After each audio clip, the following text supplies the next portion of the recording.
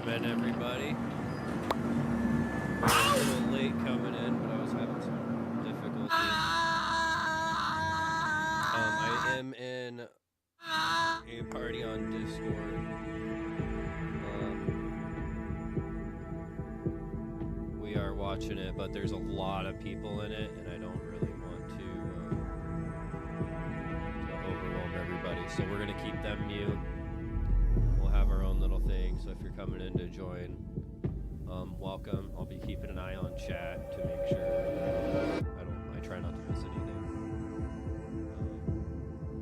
We got 5.5 minutes. So that's what we're waiting on right now.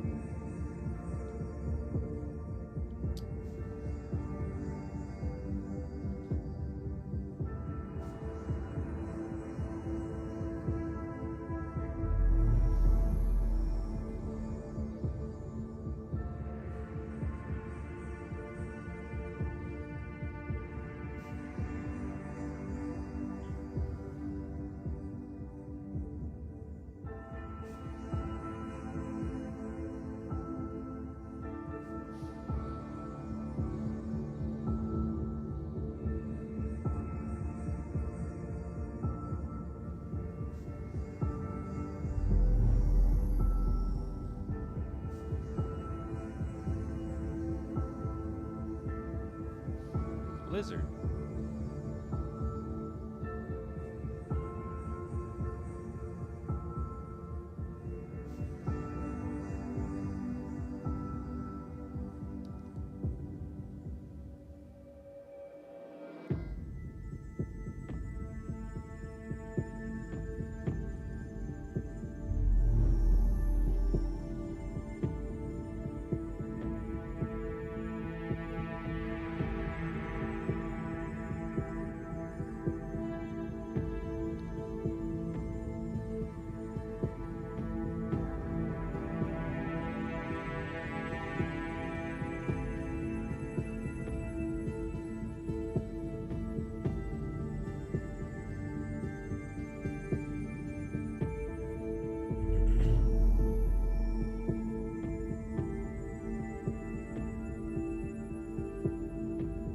Pretty excited about it, guys.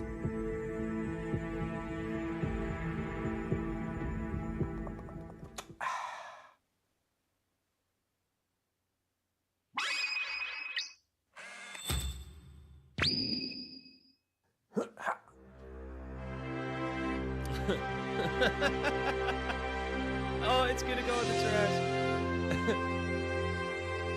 Is it gonna make it? One day. I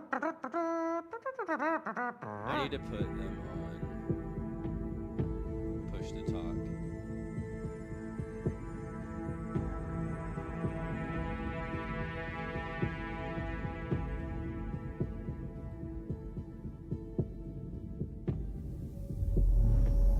Now we don't have to mute and unmute them every single time. Check. Yeah, see, we're good. Welcome in, welcome in. Like I was saying before, I am in a watch party in Discord, but there's so many people talking, I don't want to overwhelm the video. There's a lot of them trying to talk.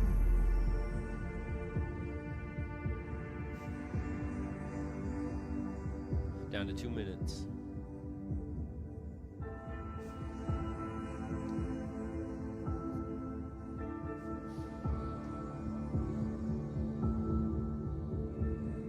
How's everybody doing today?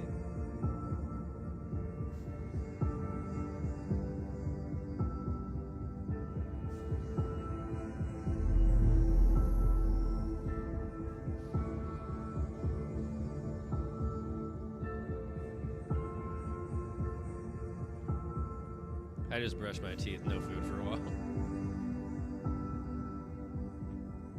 Oh, fail. Well, peanuts are pretty good. It sounds rougher than it really is. I never heard about it till I got out to the Midwest, and I don't mind it.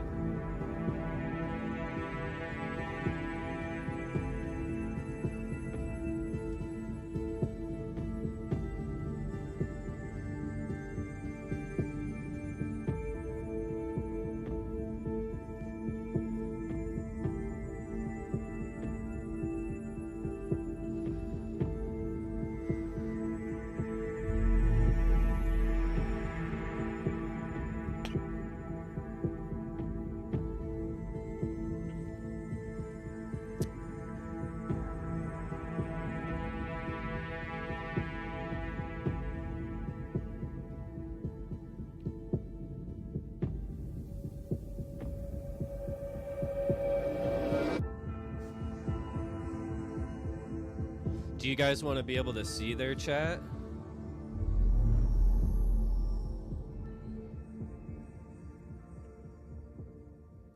How is that? Is that okay? This year has marked a turning point in Star Citizen's history. We have finally moved past the question of whether we can build an architecture to deliver a universe with incredible detail at massive scale, seamlessly, and where thousands of people can all play together. Server meshing has been working pretty much flawlessly at scale for the past 9 months. It has brought a more populated and active verse with up to 700 players online and in the same space at once. It's greatly increased server performance and delivered a much more responsive player experience. I couldn't be prouder of the team. They delivered something no other online game does presently. There may be other games out there that claim large player counts or even the ability to mesh, but none do it at our detail, scale, and seamlessness. Of course, there will be continued improvements to server meshing and to Star Engine, but having moved past this last big technological hurdle has allowed us to finally focus on quality of life and stability improvements, something that has long been overdue. We're about to deliver our 9th patch in 10 months with content that has brought Star Citizen storytelling into new and exciting directions. We pushed more than 24 features and more than 2,000 bug fixes. And while there is still a long way to go, the game has gotten more stable, performant, and fun as a result. We see this in player metrics. More of you play every day. The daily average users is up 45% from last year, and your play time is up 15%. So more people venture out into the verse and stay there longer than ever before. And through all that, we've told the dual stories of the Frontier Fighters Assault on Pyro and the moral compromises being made to combat the regen crisis. Now, as those stories come to a rest for the time being, it's time to look forward to the next chapter of Star Citizen, where the instability in Pyro and the callous actions of some pave the way to new adventures, new locations, and new threats. Last year, we announced our next Star Citizen would be Nyx, home to the People's Alliance of Levski and bordering the Vandal threat. Today, we're proud to share that your adventures in Nyx begin not next year, but next month, when Star Citizen's third system comes online in Alpha 4.4. 2 new systems in 1 year. That's only possible because of the tireless work of our development teams, if they say next month, server meshing accelerating what's possible, the support teams behind the scenes, and most importantly, all of you. Now, I do miss that we're not all together under one roof this year, but in many ways, we're more connected than ever. Across the globe, many of you are gathering at watch parties, 9 of them with our developers in attendance, and countless others springing up in communities everywhere, and all happening simultaneously today. So even if we're separated by oceans and continents, we're bound together by the same passion for space, for discovery, and for this incredible universe we're building together. Whether you're at home or alongside your crew at a watch party, grab a drink, sit back, and let us take you inside our up-and-coming plans for the next year of Star Citizen. I don't have anything to drink. I should have made something. I was so close. Just like finished cutting my hair and taking a shower. All right, I'm gonna grab some wine real quick, guys. I'll be right back.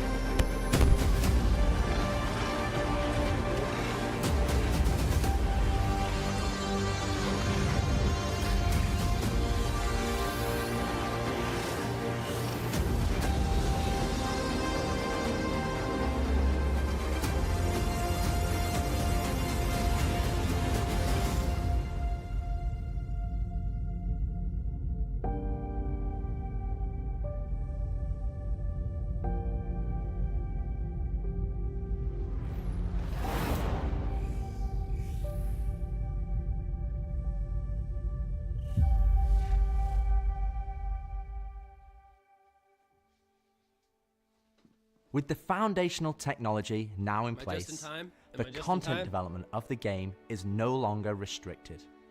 allowing us to forge ahead with building out our first 5 star systems.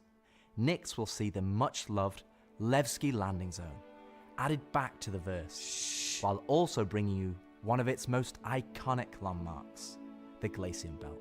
Here, you'll experience a new combined arms operation that will introduce new factions and new adventures for you to discover. With this edition of our 3rd star system, we're also going to do something that's at the heart of the entire Star Citizen experience. I'm like 4.5, and that 5, is somewhere there. to build it right in front of you. As we have done this year, with the addition of several major locations, such as the Hathor facility or the Lazarus complex, we will continue to unveil new Nyx content throughout the year. It's a slightly different approach to how we deliver Pyro, but we feel this gets the content into your hands sooner and shows our intent as we continue our march towards 1.0. I'm so incredibly proud of the work our teams have done and are continuing to do, and we're excited to have you on this next step of our journey. And as with any journey in Star Citizen, that begins with a little story. How do you do that?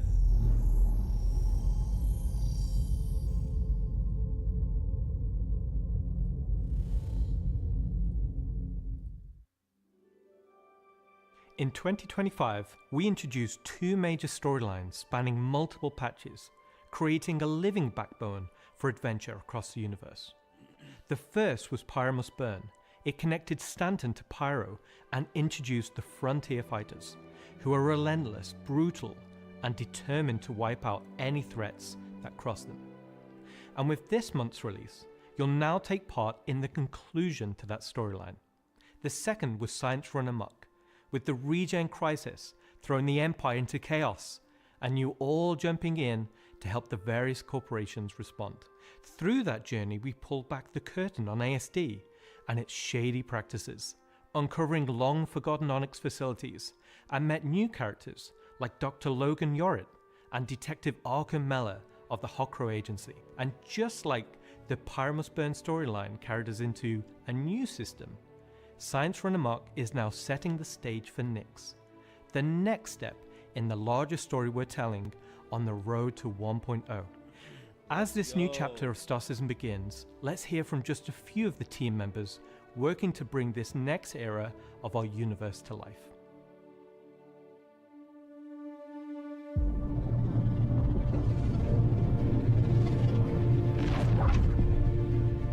When the Nyx system was first discovered, the United Empire of Earth, the UAE, came out and did scans and kind of found out that the system wasn't really worth settling. The planets were too hard to terraform, the resources were too tough to get, so they opened it up. And one company saw opportunity where the UAE didn't, QV Planet Services. And so they expanded into the system and tried to mine as much as they could, making a very slim margin by the sheer quantity of resources they were pulling out. The system itself sort of ran its course from sort of a large corporate interest perspective, and then was mostly left abandoned. Now this ended up being the ideal situation for the People's Alliance, who were a group of revolutionaries who were trying to overthrow the dictatorship of the Messer regime that was going on in the Empire at the time. The 2 bottom ones are... So they went to the Nyx system and established what became known as Levski. They wanted to make it everything that the UEE wasn't at this time. They set up what they saw as their ideal society, where everyone's voices would be heard, where everyone would be equal. But they've fallen onto hard times. So Nyx today is kind of at an interesting point in its history. Now that the UEE has kind of transformed itself into a democratic society, what is their role? What are the People's Alliance rebelling against?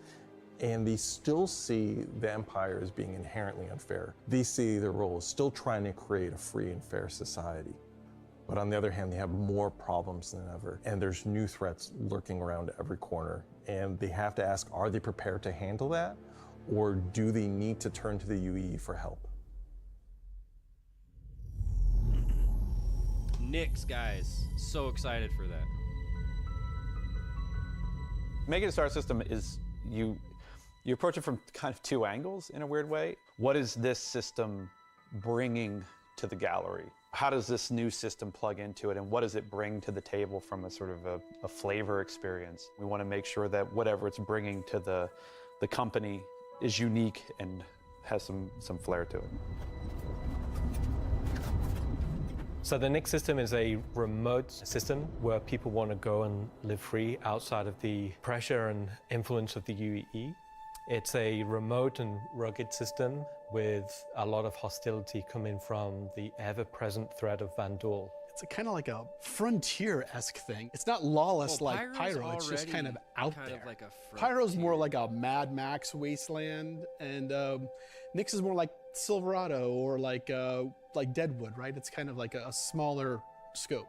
The emptiness and the loneliness is the defining factor. You're still going to find gangs, you're still going to find hostile presences, but it's where people go if they want to live off the grid. The People's Alliance is the main peacekeeping force in Nix. They were unhappy with the direction that the Empire was going under the Messers. They got out. They said, we're just going to start from scratch, build our own society, but build it the way that we think it needs to be built. They're not perfect. They're just people, but they're doing their best. They want to help keep Nix safe and make it prosper. They are trying to do the best that they can, but are faced with the realities of dealing with people, which is tricky. The Pyro star is quite a warm star. Stanton star is quite neutral. And the Nix is a little bit cooler. The system has its star, and it has this dark, really, really dense gas sort of nebulous cloud. And it has points of light scattered around it, and those points of light in this gas cloud is really, really hazy. So because Nix is bordering Vandal space, it was important that we have a gap in the Nix gas cloud where you could sort of just, in between the clouds, see a piece of the Vandal space. It feels so close that it's even like protruding some red light. The level designers are using it as an actual visual indicator of where to place more dangerous POIs. So if you point your ship in the direction of it, you should find, as we build it out, that you will be in more and more danger. And I think that's really cool. Whoa! To give more atmosphere, I was testing out adding some sort of space snowflakes, essentially. So when you look towards the sun, you can sort of see that sort of like sparkle.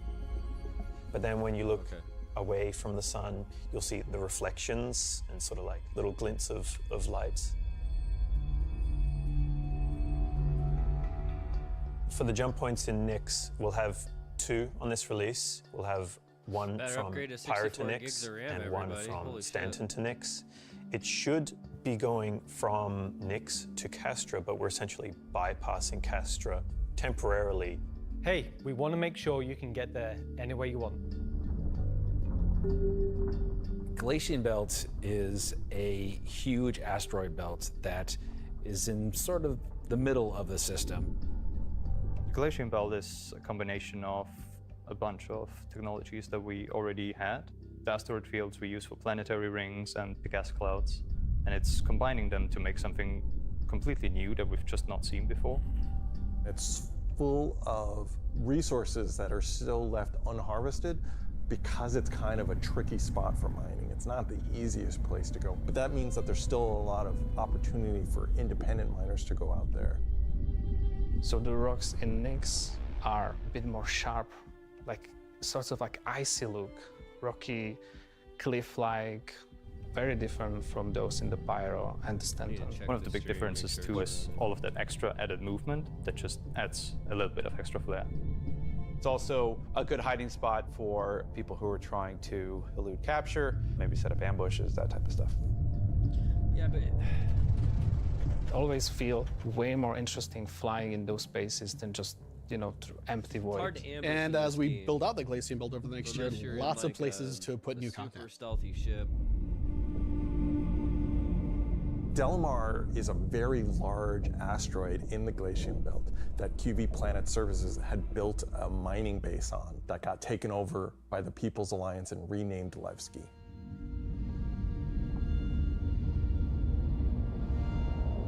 Levski is our first and biggest social outpost for Nyx.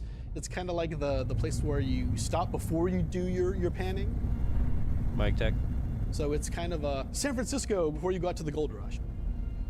It's going to be the central hub for trade and hauling and all of the commerce within Nyx and also from Nyx to other systems. But it does have a CD underlayer to it. Over the years, you're sort of improving the generation method of those asteroids to culminate towards this specific point to make large, explorable location. When you fly towards the Levski, you see this huge gas ring around it, scattered small, mid-sized pieces of the asteroids. Well, Levski is immediately apparently unique by the fact that it's a facility clamped onto the side of an asteroid. The breathtaking views of looking into the belt instantly gives it a unique charm and flavor. As you approach, you'll initially see a very dramatic borehole that goes all the way through the asteroid. Looks cool. You'll also see growing out from there and alongside Levski, there will be landing pads along what I'd call the spine. Some hangars. Lots of industrial pipes and transport systems to bring out the refined mining materials when it was a mining station. Before, we were using an actual planet, so we had all of the space available to place all of these structures. But now it kind of meant that we had to create an asteroid which has the appropriate size to. If we took the whole shot of the asteroid, you will see that there is an area to fly underneath. We plan on bringing in whole CE gameplay, so this is exterior cargo elevators, so as a team you will be able to load and unload cargo. There's a lot more movement on the exterior, such as the cargo trains going around tracks. It's now going to be fully EVA-able. There will be walkways around the main landing zone to walk on using gravity plates, but you can drift off and kind of go wherever you want. That's cool. I like that idea. They can explore fully like that idea. the whole place, which is great.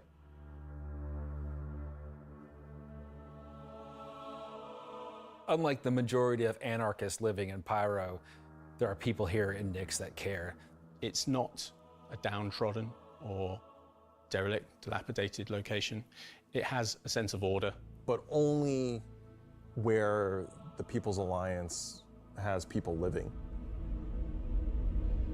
But we've had Levski before, and we've updated it quite substantially to be more in line with the newer features that have been put in since. But also visually, and there's been a lot of quality of life fixes that we've wanted to add and bring up to like a good standard for a landing zone. Gracing the main lobby of Levski is a large statue of Anthony Tanaka, who was a child worker. And was being worked to death, all of them were. And Anthony Tanaka just had a break and just said no, and stood up against the foremen, the supervisors, the managers, the guards, and was killed for it. And so he became a sort of a figurehead. And kind of was one of the linchpin moments in seeing the fall of the Messer regime.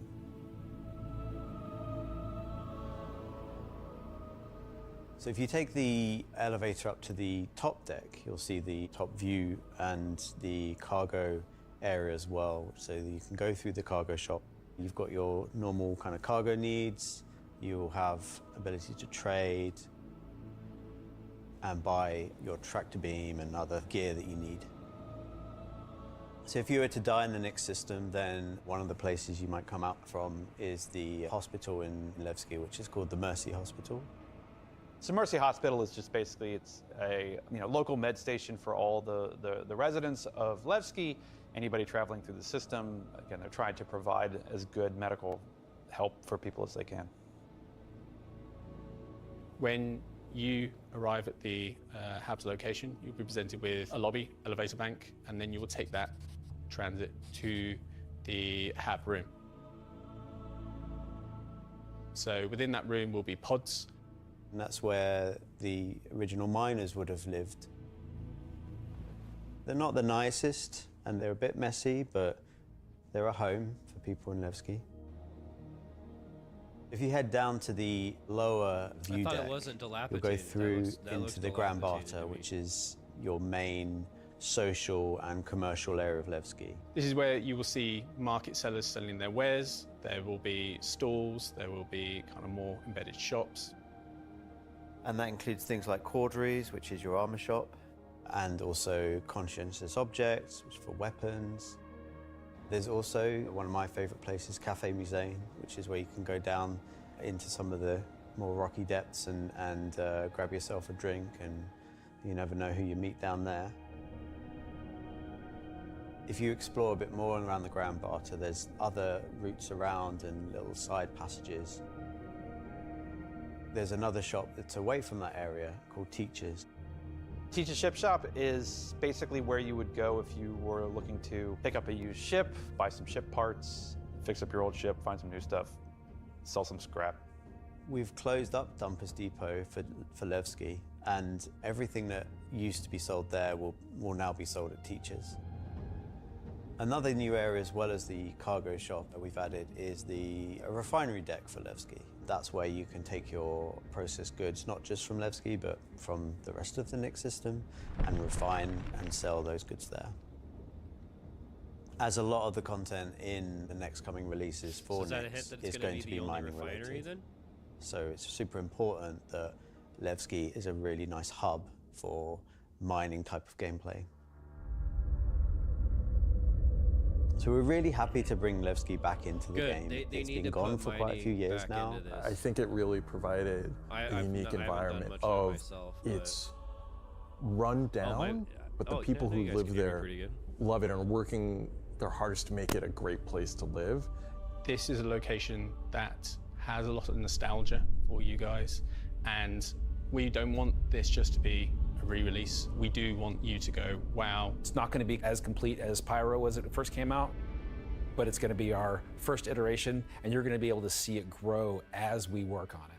Like with everything, we're always learning and improving and finding new ways. I mean, is there anything more Star Citizen than just building the system while the players watch us build it around them? It's going to add a nice dynamic to Stanton and be a much more calming of style system than Pyro. The people that would have played it before are going to love to see this come back, and the people that haven't seen it before, it's going to be a great new location. This is the first time that I'm going to be able to touch stuff and kind of bring my own content to the game, and that's really exciting to me. Levski coming back into the game is a huge milestone personally for me. So I worked on the original quite some time ago, so seeing it come back and updated and improved and better is fantastic.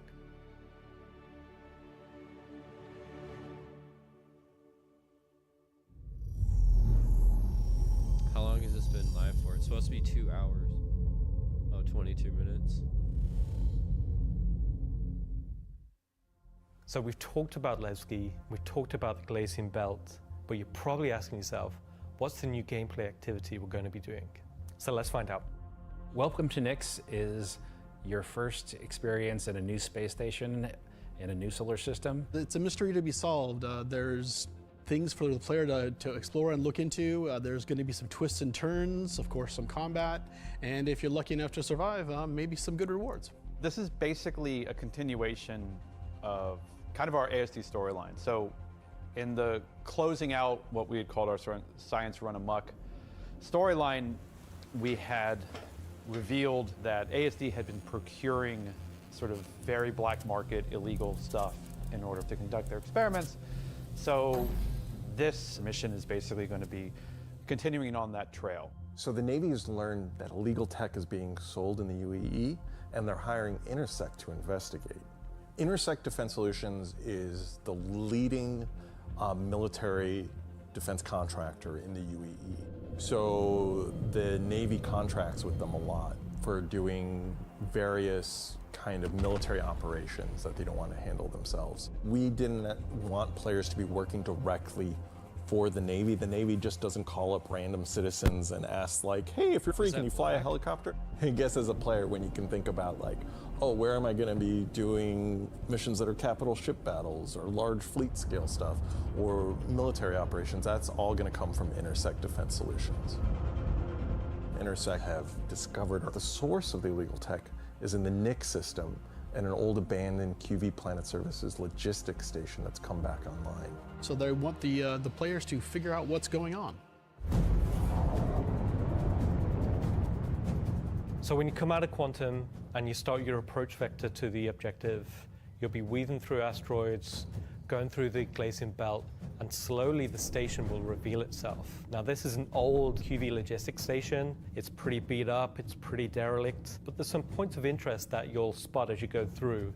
So the station itself shares design cues from old Pan Am stations found in Pyro.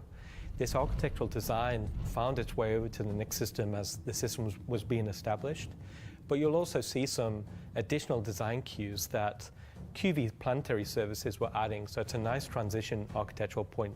It's fairly skeletal in design. You'll see logistics yards and cargo yards, but also facilities pinned inside the asteroid, creating this network of facilities. You'll notice there's a Polaris near the main hub. It's not a normal Polaris. It's damaged, it's broken. It's not a standard corporate Polaris.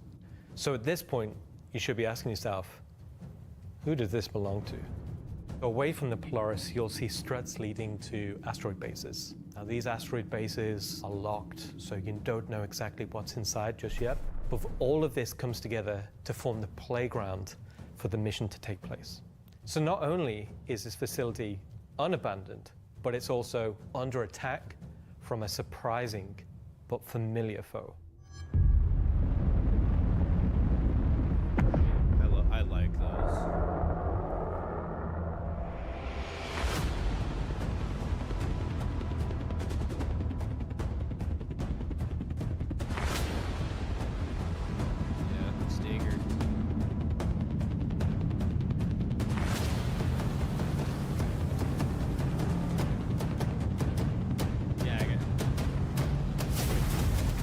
First time in the PU, the Vandal.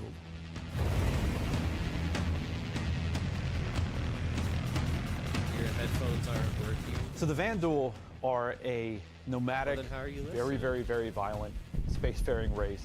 They've been striking out against outposts and such in the NICS system. They don't really know what they want, don't know why they're doing it, but it seems like whoever's running the station is really pissed them off. Vandal raiding parties have been arriving in the system, and they're unaffiliated to any clan. There's small groups coming in and picking at them. But as time goes on, those raids have getting bigger and more frequent. There'll be the scythes that you're familiar with, glaives and blades that we all know and hate, and a new craft for the PU, the Vandal Stinger.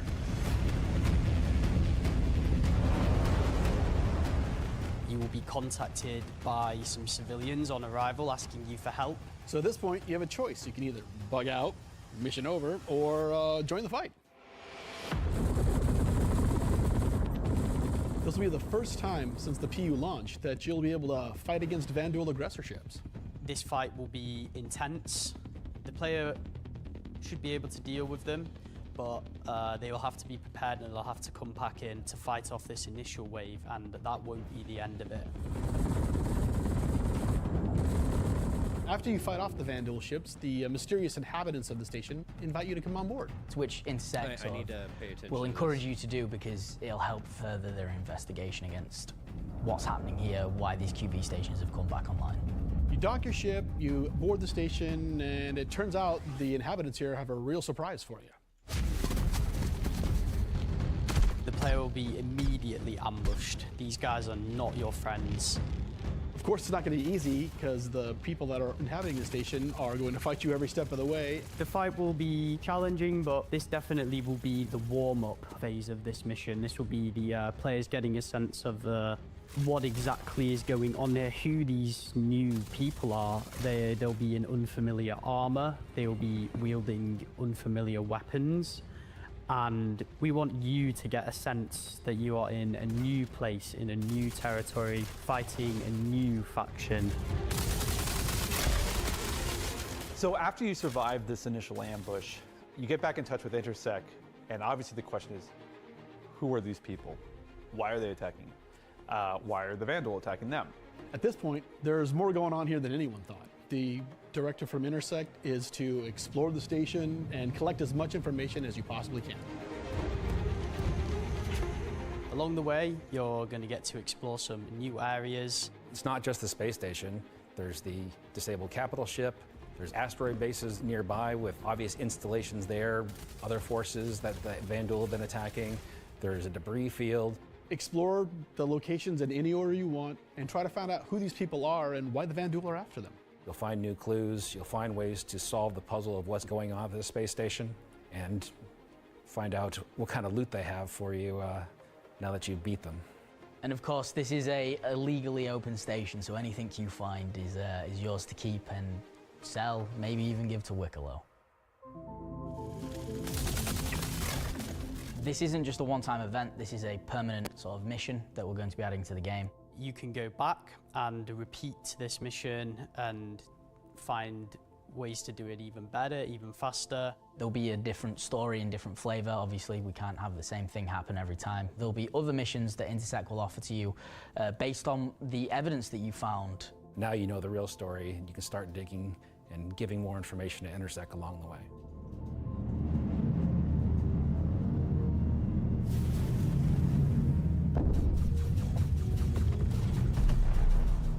I'm super excited to finally see the Vandal in the PU. I'm excited to bring cool Vandal ship combat to SC. Players in the PU will now get to face down these awesome ships and get a taste of like we already have it in Arena Commander, where you get to fight the Vandal swarm, and being able to do that in the PU is going to be, I think, a heck of a lot of fun.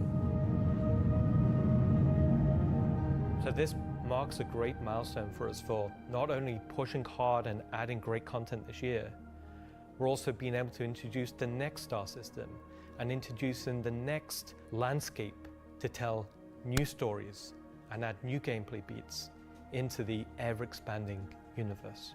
So we'll leave 4.4 there. If you're at one of the watch parties, please raise a toast to the great work that all the teams have been doing this year. And I'll be right back in just a few minutes to look ahead at some of the things coming in 2026. Hello, everyone, and welcome to the Voyager Bar in beautiful scenic Orizon, where the staff of Cloud Imperium Games Manchester is gathered for their very own Citizen-CITIZENCON Direct Watch Party. As the dozens of such events happening at locations around the world, we've gathered today to watch this sneak peek at just a little of what the next year of Star Citizen has in store for everyone. Oh, that was really good, everybody. I'm Jared Huckabee, your host for the festivities and for the show today, and let me tell you, it's not a joke, it's not a gag. Next week, we're hitting our 9th patch in 10 months, and then in November, we're gonna finish out the year strong with the long-awaited arrival of the Nyx system. And in case you missed it, because you were chatting with friends, hi.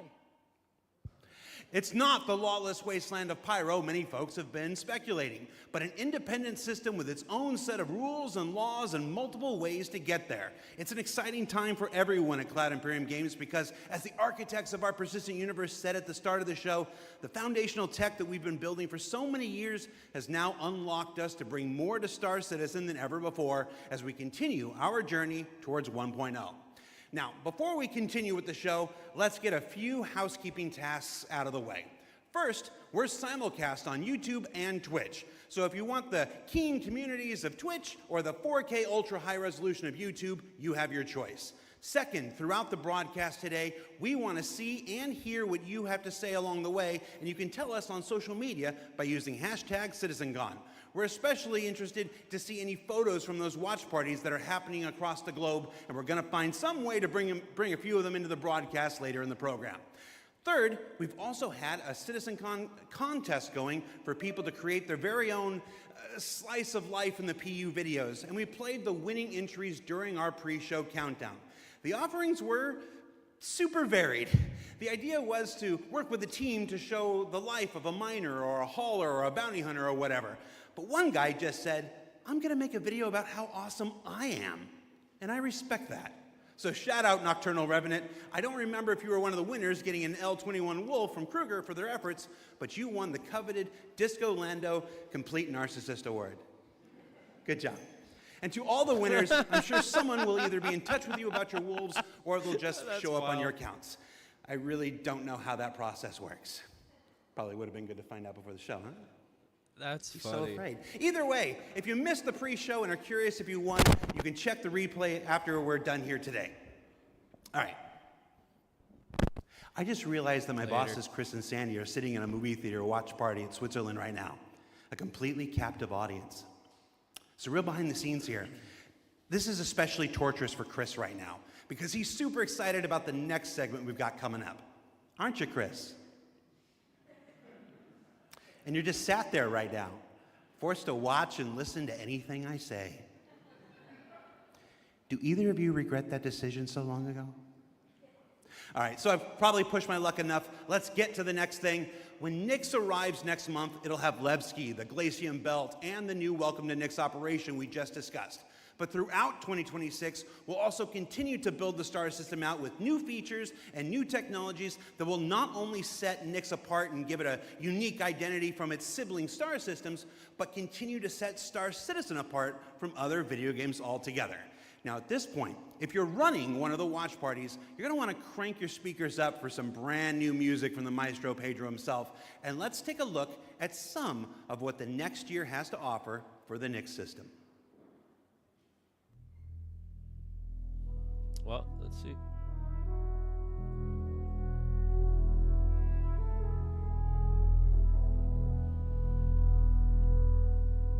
At Cloud Imperium Games, we believe art inspires the best technology. And through the development of that technology, it pushes us to create even better art. When Genesis comes to the persistent universe starting next year, it will change how you experience every world.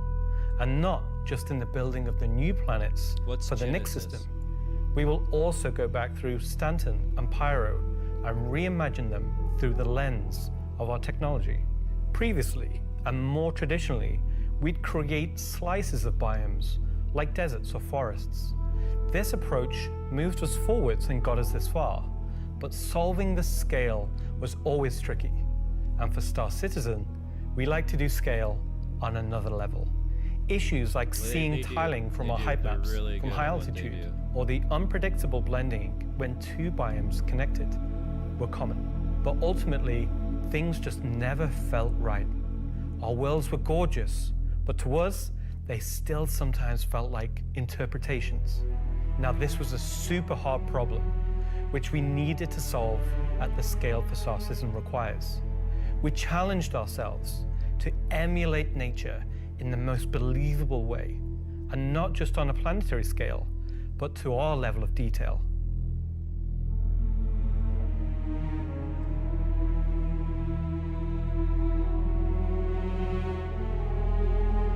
With Genesis, we've made a complete paradigm shift to how we do things.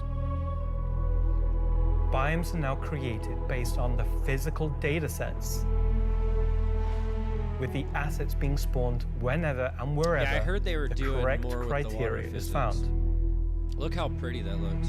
So when you see a It looks forest great. or a meadow, it's no longer because an artist painstakingly crafted it there. It's now looks because it simply awesome. wants to be there. It's It fits fantastic. inside our rules. Genesis also ties into our other gameplay systems. Our new planets are built from the information we create for our different datasets, like height maps, humidity, temperature, soil types, soil amounts, geology erosion data, to name but a few. This means you can now tell where to find valuable minerals as the geology looks like it would be suitable for it.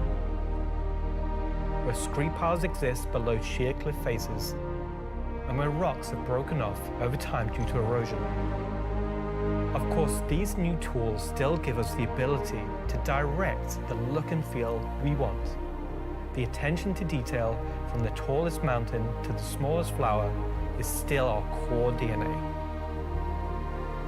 With Genesis, we can now keep that detail-orientated mindset as we focus on the quality, and it provides the quantity.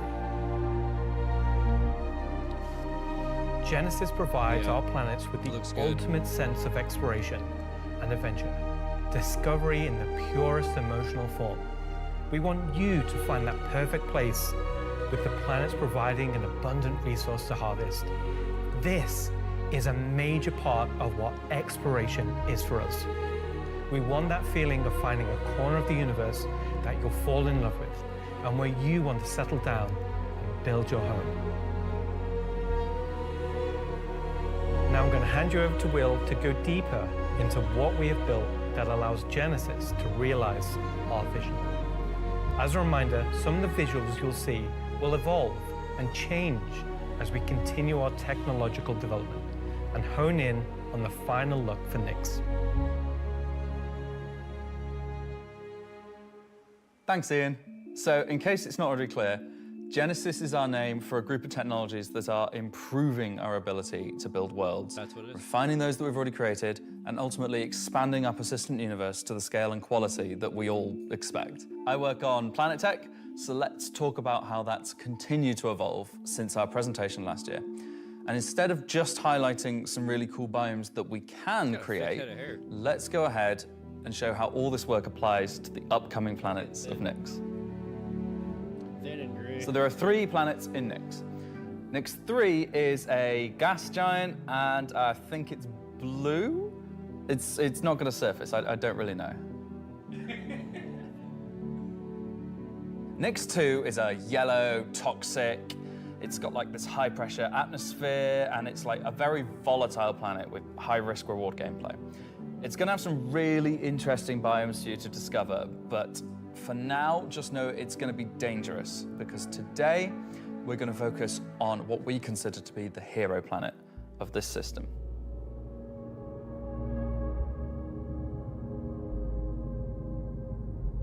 Nyx 1 has got a rugged, remote beauty. It's got a diverse set of biomes, from weathered rocky mountain ranges to vast sweeping forests and grasslands, and from damp, expansive wetlands to claustrophobic, festering swamps.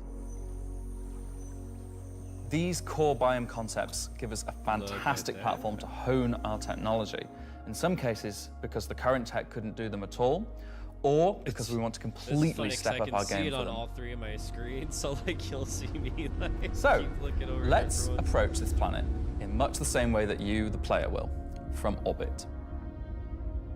The orbit appearance of the planets going forward is far more tied to what is present on the surface.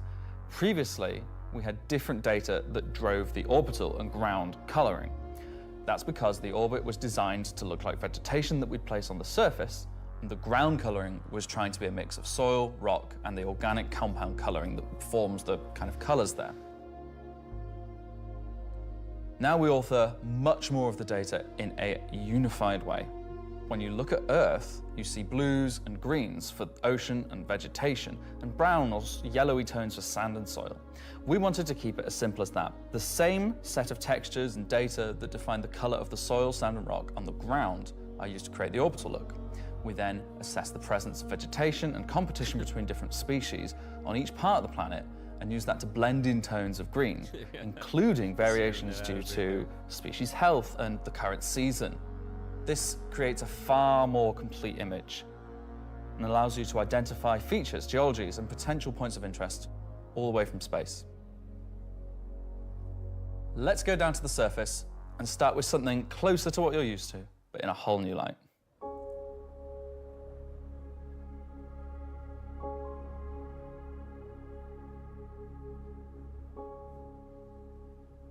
When we approached the surface of the planet, we wanted to start by focusing on just the soil Isn't and there rock. like a cave that One of the somebody's never things found? that was missing from our terrain previously was simply feature complexity.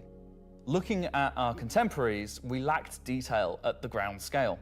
To combat this, we've added a new layer of data. That layer is called the medium tiles. These are intelligently placed on top of the existing 4-kilometer terrain tiles based on slope, soil type, and other erosion data. And these medium tiles don't just create height changes, they also bring in local erosion data both for soil and bedrock size values. And this gives us a whole new level of terrain detail, of scale, and allows us to create far more unique locations across the planet. So now that we've nailed the surface, let's have a look at adding some rocks. We've now got 2 major contributors to the rock content of our planets. Firstly, long-desired feature, cliffs. We are adding large-scale, very detailed to all our cliffs based on the geology at a given location. This adds an exciting new dimension to steep slopes that we simply couldn't get before. The second is a big one for you ground vehicle enthusiasts. Rocks are now found not scattered everywhere, like spilt popcorn at the cinema, but only in places you'd expect to find them, thanks to a brand new rock scattering algorithm that isn't annoying as hell. Using physical data generated for each large and medium tile, now rock distribution makes sense and has a physical basis. So if you're still crashing into them after this comes out, that's on you. The rock assets themselves have had a glow up too. We now create rock sets related to a particular geology that look like they originated from the same source. Once again, guys, this ties into how we'll be distributing minables in much more interesting ways too.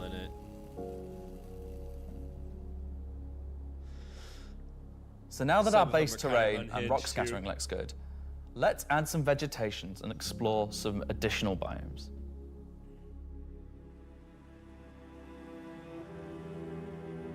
Nyx 1's forests and grasslands are full of trees, various grass species, rock formations, and they're found in all sorts of elevations like mountain valleys, open plains, and dense meadows. And when we start to add a bit of fresh water, they begin transitioning into more wetland-type biomes. And while forests are super cool, let's focus on the grasslands and wetlands today. So, how are we making these look so great? Obviously, we've had grass before, but never meadows of it, because until now, we haven't been able to spawn grass in large enough quantities or effectively represented at distance. So we're stepping up our game in terms of spawning, shaping, and shading grass. With Genesis, we now leverage GPU spawning to create vast quantities of assets across all biomes, whether it be dense meadows or more complex collections of ground cover like you can see in these wetlands. Yeah, how cool. We are also able to fit our grass tiles to the ground by conforming them to the unique terrain underneath. Now we can finally cover complex terrain shapes with grass and ground cover assets, and as a result they are now gravity aligned, meaning each blade is oriented as you'd expect and not sticking out like before.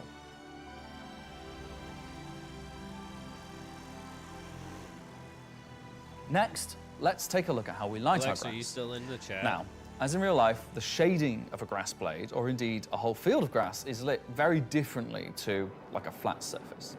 We now use a solution that shades meadows of grass far more like fur or hair. And this, if you think about it, makes sense. At a distance, a field of grass is far more like a carpet or cloth than a flat surface. This improves how our grass looks from a near perspective, as well as bringing us nicely into how we're solving the distant representation of grass. So let's talk about the distance problem. One of our biggest achievements with Genesis is allowing us to build beautiful biomes out of flora and geology assets like a building set. Can I say Lego? No. Too late. But in the past, this broke down very quickly when objects simply disappeared when viewing the same biome from 10, 20, 100 kilometers away. Because we don't hide planetary transitions and allow you to view complex regions from very large distances, there are almost infinite perspectives from which you can see a location in Star Citizen. So, how can we afford to evaluate complex spawning logic at runtime for the entire swathes of the planet? Enter the virtual terrain. Virtual terrain, or VT for short, is how we now cache and represent our terrain at varying scales. This has been the enabler for all of the lovely advances in terrain complexity and asset spawning we've shown so far. And it's also how we now evaluate and represent vegetation from a distance. When creating the VT for each part of the terrain, we assess if vegetation has covered the ground, and if so, what shading should be applied. For all of our biomes, we're now able to use the same shading model for the distant representation as the close-up asset, whether that's our lovely rolling hills, some more dramatic rockscapes, those muggy wetlands, or even our festering swamps. So yeah, we didn't forget about the swamps, and they're coming to Nyx 1 as well. Built using the lessons learned and all the technologies we've developed, these swamps now spring into existence from the planetary data. This biome combines all of the elements from the other biomes we've shown you today, from water interaction, denser spawning, unique ground coverage, and I think it creates something really unique.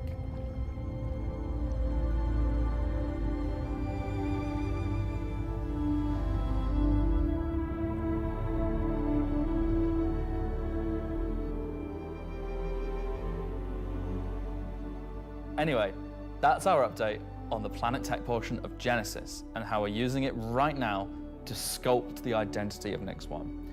And I hope you're as excited as we are to explore this and everything we haven't shared yet next year. As you can see, Genesis is now inspiring everyone here to create planets of the quality and believability we've always strived for. A meeting of technology and art that I truly believe will set our worlds apart from anything we've done before. Yes. And with that said, let's move on to a little travel between systems, literally.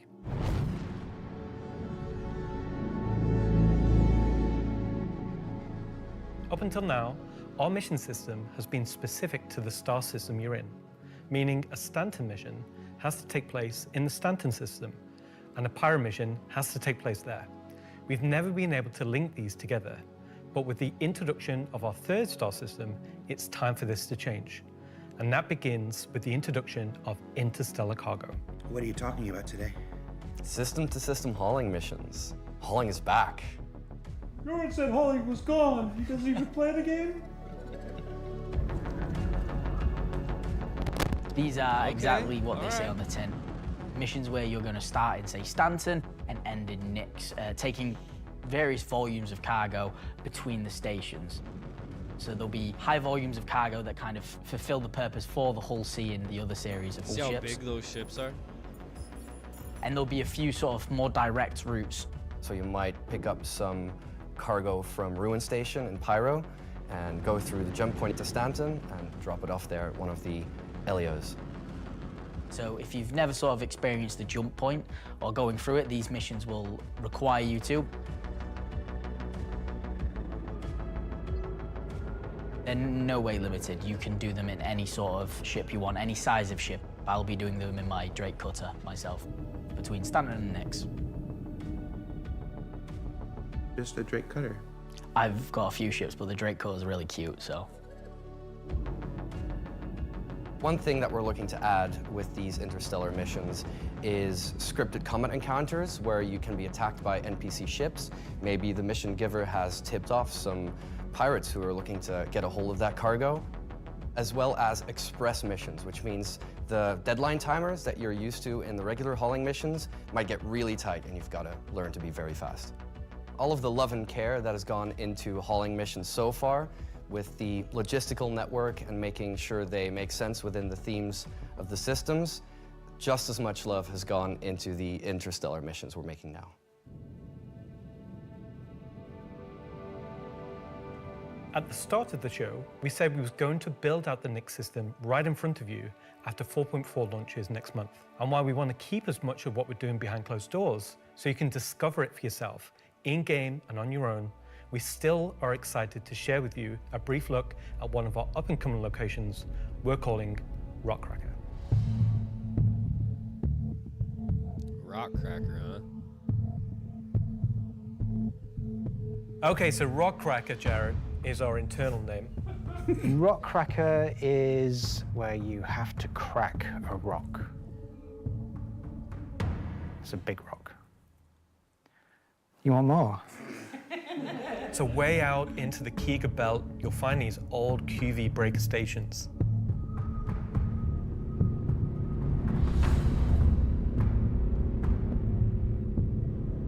These were originally industrial facilities breaking apart large asteroids and mining them down. But since they've been mothballed and been left abandoned. So you're going to have to find your way inside and thinking about how do we bring this facility back to life. It's not just about flipping a switch. As you bring these stations back to life, you'll be lighting the beacon and calling attention to these long forgotten places. One of the main features is the laser head, which will require certain things to get working. It's up to you and your friends to find how to get in. There'll be a variety of options. Whether you're discovering the bowels of the station and mining your way through long-forgotten tunnels, or you're going through the main laser entrance. Now, as you're traversing through the facility, you'll find the old engine room. Now, there may be ways to bring the facility back to life, kickstart the engines, I wish they would switch and up bring from power that to same, different like, parts of the safety facility. yellow, Maybe eventually bringing the Like, not laser everything's gotta be back safety online yellow. and cracking some Like, rocks. put some color in. The secondary gameplay loop is FPS combat. You're not there by yourself. There may be some different squatters and assets outlaws in these stations trying to stop you from what you want to do. How hard could it be to change up the color? It makes everything feel the same, like everywhere you go.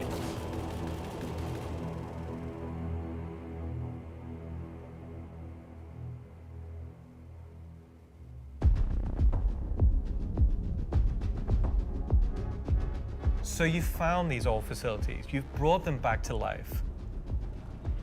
You've systematically brought power to various functions of the facility. You've activated the laser. You've fired the laser. You've broken apart the rock. And then you'll be able to fly your ship inside and see what's there. So you fly a ship into an asteroid. Yeah. You just get into your ship and fly in and start searching around and trying to find the pieces that you want to mine. Dread Venom, thanks for the follow, brother. Thanks for being here. I'm really excited about Rock Cracker because it's a sandbox activity. You can kind of go to these whenever you want to. This content is for players who enjoy mining, who enjoy exploration, investigation, and don't mind a little bit of FPS content while they're there. I am in a Discord call. It will be they're kinda very new wild, experience compared to any other asteroids, because this one, kind of like Alan and mine, will crack open and show its secret. And one presumes you can make a decent amount of scratch in an asteroid that's big enough you fly your spaceship into it. It wouldn't be worth doing if you couldn't make a good amount of coin. Yeah. Making promises for the econ team. Yeah. They've got to balance it. It's for people who want a lot of minerals. When crafting comes in, when all the other mechanics and features that we want in the game for 1.0 come in, it will be a place where like an organization or a group of like 5-6 people could come and just get a monumental amount of minerals. Okay. So that's a look at some of what's coming Yeah, it's pretty over much the like next another 12 like months. Hathor site. In addition to what we've shown, there'll be new mission packs tailored to the People's Alliance and their struggles. There'll be events that invest you into the evolving storyline of all 3 systems we'll have in the game. And Yeah, of but course, let's make it when we work. begin populating these with new planets, there'll be a whole host of ground-based POIs, settlements, and structures inhabited by those trying to make their way in the verse. And all of this in service of building star systems that complement the massive corporate yard of Stanton, the lawless ganking of Pyro, and now the new frontier of discovery for the Nyx system. Should I say ganking? You already did.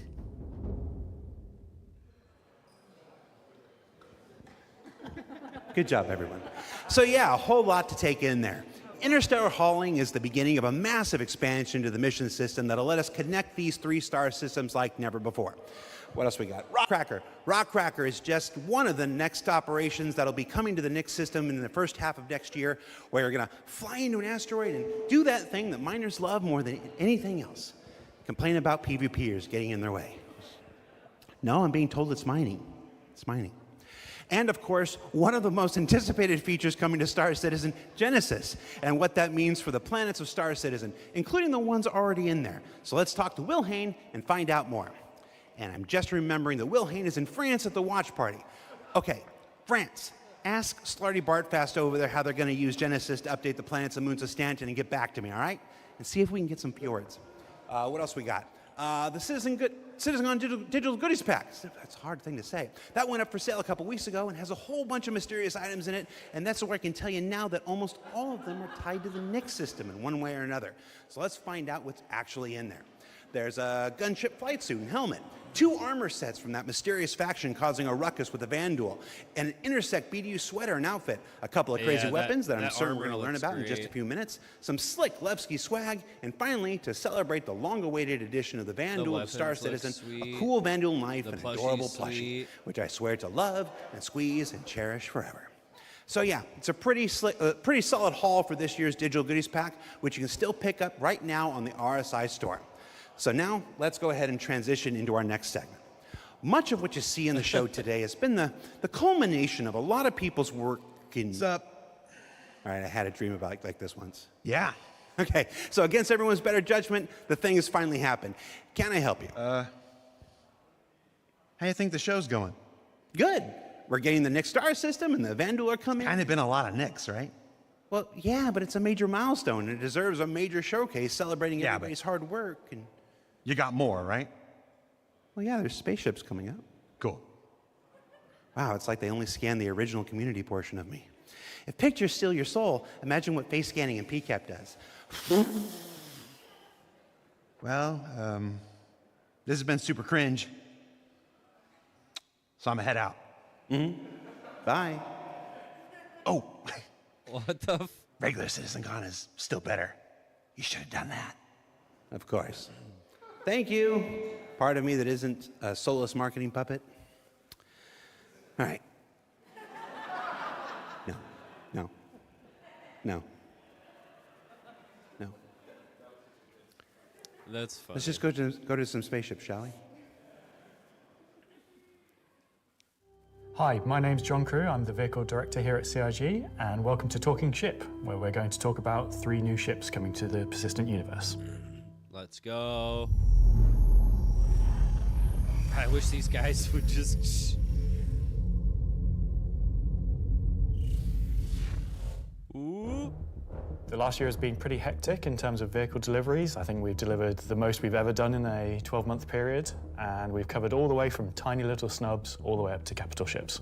We've kind of filled out a few little gaps. We've introduced some new ships by some old manufacturers.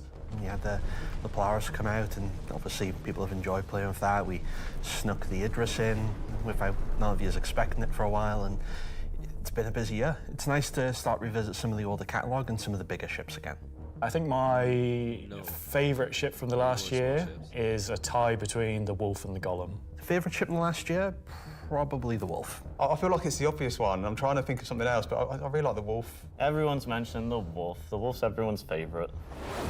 The Wolf, obviously, a return of Kruger, a completely new aesthetic to the game. The Wolf was, it was kind of everything we set it out to be, and it revived an old manufacturer we've not seen anything from a while. So, yeah, I'm going to say the Wolf. The Golem, I think, is just an incredibly well-formed ship in such a small package. It really just shows off that Drake aesthetic, giving you the absolute bare minimum needed to perform a role. I honestly do really like the Zeus. I think it came out really well. It's kind of hard to pin down a favorite, to be honest, because we've released, a lot of really cool ships. Next year, we've got some super exciting ships coming up. We're ticking off a few big ones, which is good. We're gonna see, again, maybe some ships from some manufacturers that don't have that many in their lineup. There's a few big challenging ones starting, so they're good. A breadth of ships, should we say. The 3 new ships we're going to introduce today all tie in some way to the primary factions fighting over the Nyx system. Okay. We'll start with the People's Alliance and Anvil Aerospace. Anvil is a very military-based brand. It's been a brand that's in Star Citizen for a long time, fighting for lots of military contracts and lore, often up against Aegis, and to the point it actually beat Aegis in the past. You will be familiar with a lot of their ships' designs, such as the Hornet and Lightning. Earlier this year, we introduced the Anvil Asgard, based on the Valkyrie chassis, which is an extremely popular offering. And this year, we're bringing the concept ship we introduced last year, the Anvil Paladin, to life. The Paladin is a gunship from Anvil Aerospace, designed to support ground operations.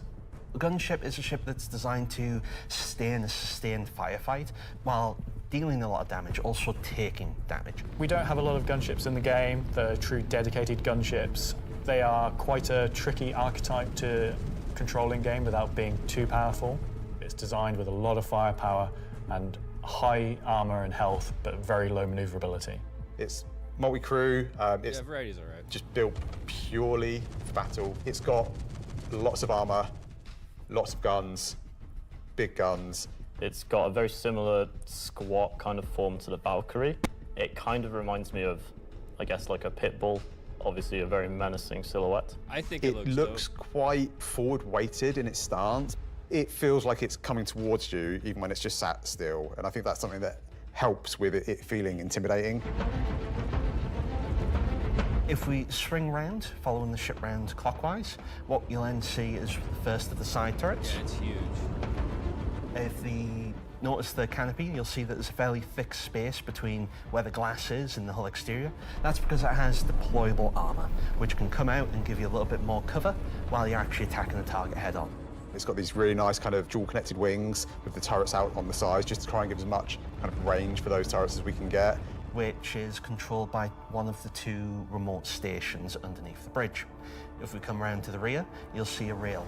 Now that rail mounts the main turret of the ship, which is controlled by the co-pilot. So you've got full 360 coverage underneath, full 360 coverage on top with it. Yeah, and then the side turrets also have 360 coverage that way around and 180 out sideways. So really you have, between the turrets, pretty much 360 coverage in all directions.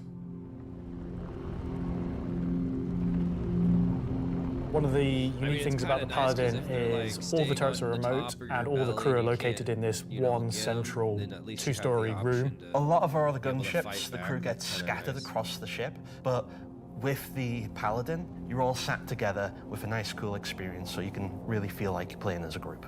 You've got the pilot, co-pilot up top, and you've got the gunners underneath, and I think that helps with the intention of what the ship does, because you've got this really nice kind of like gunner viewpoint down, kind of giving this lower coverage. We added a glass floor just to keep the 2 connected. I think that really helps with the feeling that you're all working together and communicating. That said, if you don't have the ability to fully crew a Paladin, you can still fly it and engage in combat solo. Obviously not as good as if you have a full crew, but you can't always guarantee your friends are going to be online. As a solo ship, it's pretty capable of doing a variety of missions within Star Citizen. So if you want to run this ship solo, you can take on combat missions that, say, other heavy fighters like the Scorpius or other ships such as the Drake Cutlass could do. Coming aboard the Paladin, you enter into this sort of armory ready room area. You have a variety of suit lockers and weapon racks in this room. Everything's very militaristic, stripped back, simple. It's a very functional space, but you'll find everything you need. Paladin says it's flight ready, guys. One of the improvements from the original concept is we've added a small dedicated cargo bay area, allowing you to store actual SCU crates. Forward of that is the route to the lower warband, gunners. so it's cash and then only to start upstairs, off with. You can't use you have any, the bridge area.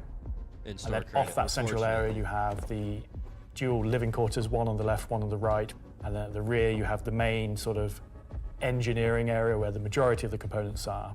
Also within the upper traversal area, you also have a little breakout area with seating, food machine, toilets, etc.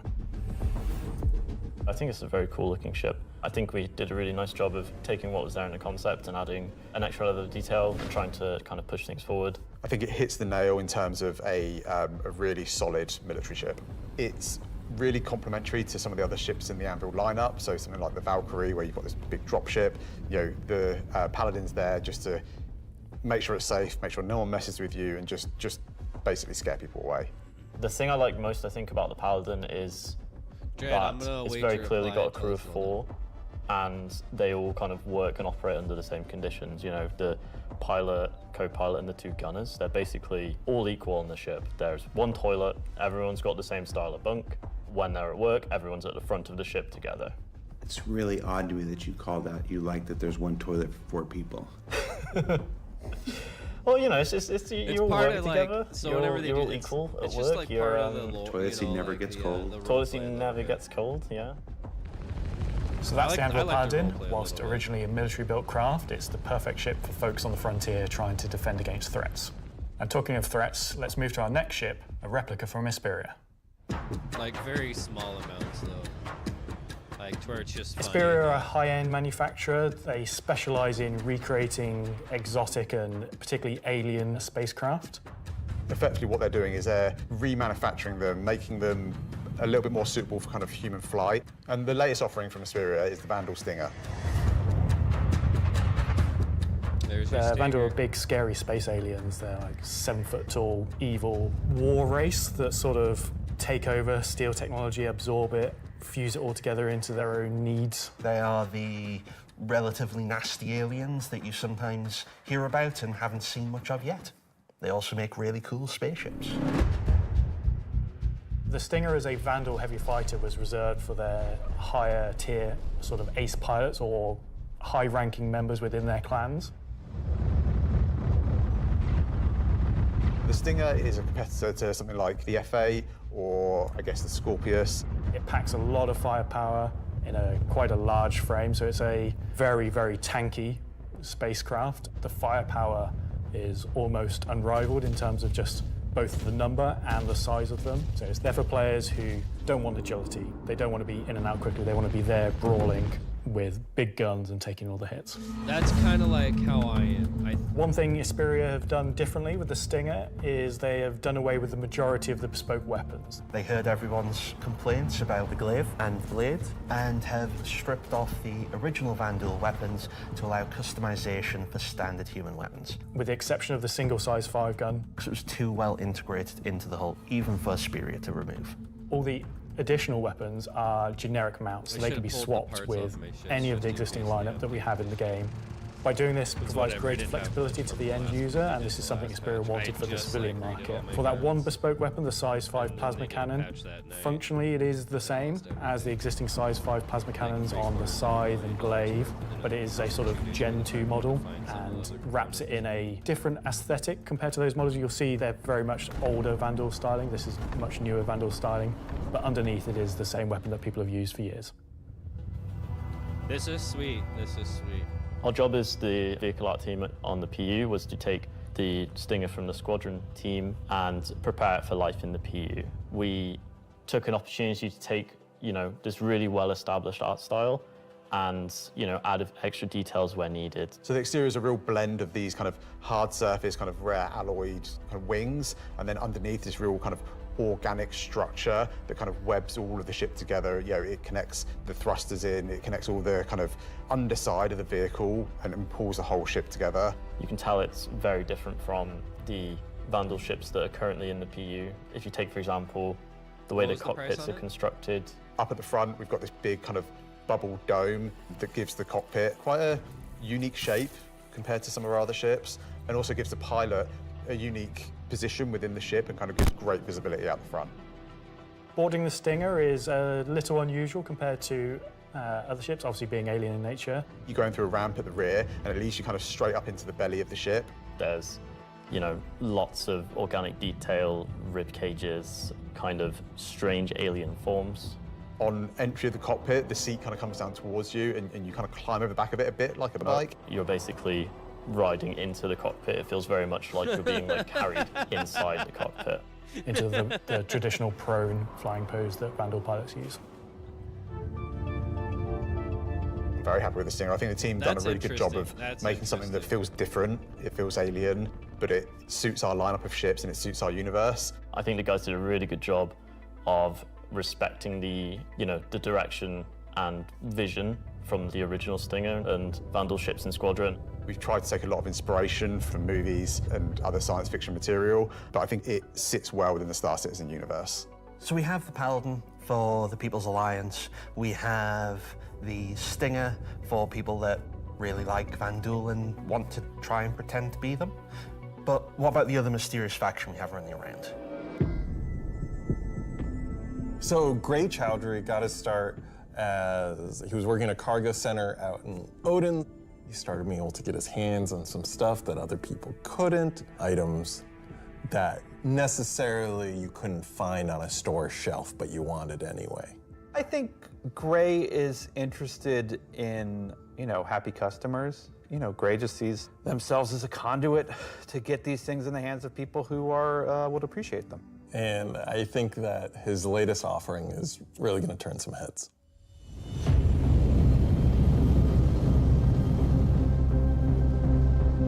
So the Shiv, well, we don't really know what it is, if I'm, to be fair. It's what happens when someone who is a genius at aeronautics and ship assembly is given free rein to do whatever they want.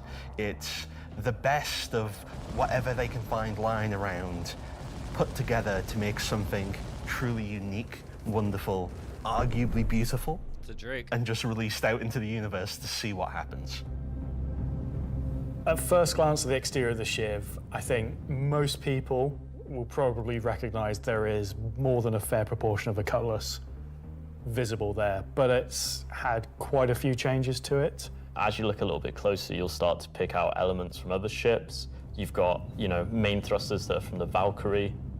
Even the bits that are obviously a cutlass have had panels welded on, panels removed. This the is top kinda turret, cool. which is now really care remote, for it's Drake just ships. this hodgepodge amalgamation Only with 'cause, multiple like, other ships' turrets. UI is And then just the so- changes continue onto the inside, where again, kinda ugly. it sort of feels cutlass-like, but then you'll find there's bits of Crusader ships just integrated into the wall instead of what was there originally. It has lost its side entrance, some of its cargo capacity, but what it's gained is it's gained visually more powerful thrusters, it's gained a really kind of nice set of belly thrusters, it's upped its firepower. As ever with the refined work from Gray's Market, you can see that great care was taken to the health and safety to ensure that there's no trip hazards anywhere. There's like loose cables, panels are exposed. If you look carefully, you'll notice there are like tools laying around in the cockpit. It's gained a toilet. Bucket. Yeah, it's one for doing stuff, and then you need a second one to wash your hands. It's not an animal. It has very much taken that ethos of Drake and moved it down a level, which I think is quite an achievement. Just look at this thing. How do you even begin to describe the madness that created this? It's the Shiv.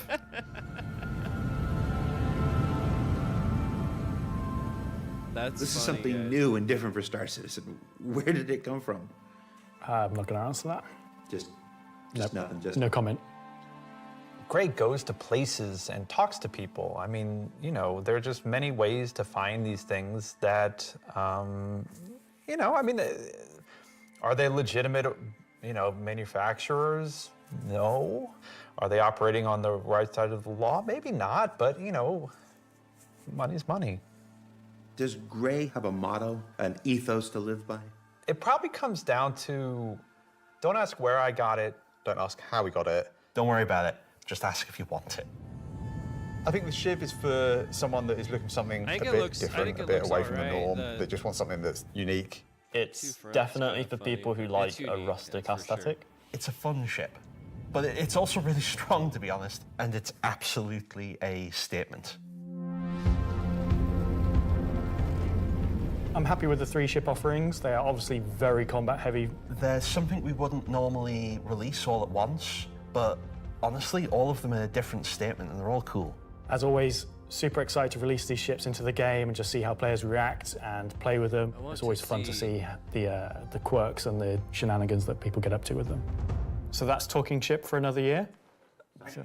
Yeah, you can do the thing with Lexi. Talking weapons. So I've just been informed that we have to do a bit of a timeshare agreement this year, so we have to throw it over to Alexi for Talking Weapons, which is an extremely original name. What?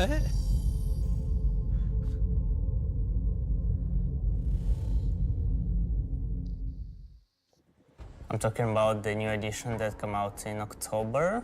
The non-weapons are essentially the weapons that does not have a manufacturer, the weapons that you can think of that were made by space pirates. Gray sells whatever he can sell. Sometimes he gets his hands on some weapons that come from unknown origins. He will sell things that no company in their right mind would ever make. These are the most kind of like scrappy and taped together and the most kind of like pyro-ish weapons that you can think of. Right now we're releasing 3 new weapons. Rocket launcher, the LMG, and the long-awaited Space AK. I think this is the one that not only is the most in demand, but I've been politely badgered about the most. It's a fun rifle that basically fires energy and ballistic in sequence. So your first shot will be your ballistic, your second shot will be the energy.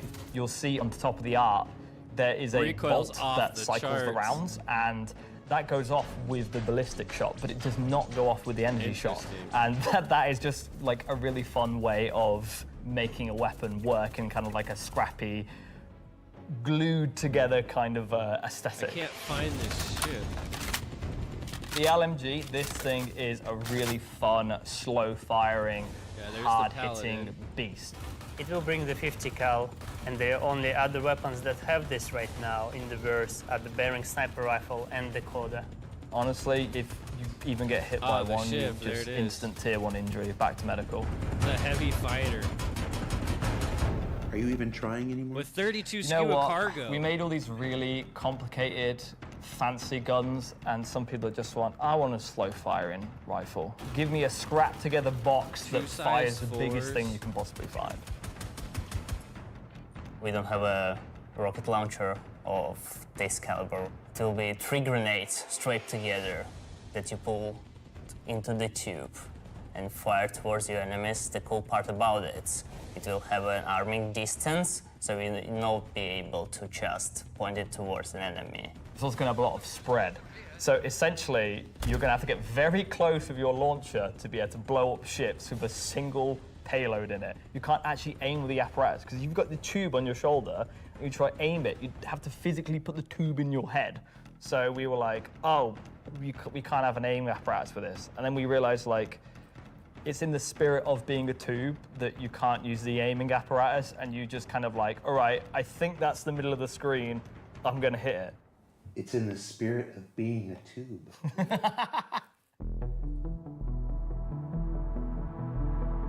Are we gonna talk about binoculars? Binoculars are really cool. We don't have anything like this in the verse, and I think it will be really convenient to use something that's dedicated to look for the things, especially far away, instead of using your sniper scope, for example. Will the binoculars have glint? Spectre's good. What does it look like by itself? I'm not aware of this one. Probably not, because binoculars are not something that you need to be aware of. It's really funny because obviously, due to glint gate, as you know, I beautifully internally call it, basically there was a lot of community feedback basically saying like, oh, I really like spotting people. I really like playing a spotter. And essentially I was like, oh, this community wants to be able to spot people from distances. And what can we make gadget-wise that doesn't require new features? And it was like, binoculars. And I prototyped a thing which essentially was just a scope in a hand, and it worked. So we've got some really cool binoculars coming that allow you to spot people from distances. And how much damage do the binoculars do? Depends on how you throw them.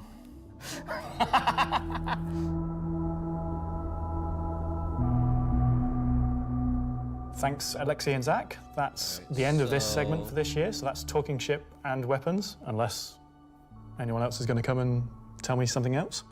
It's been an exciting year, and I think the next year of ships is going to be even more exciting and expansive than this year.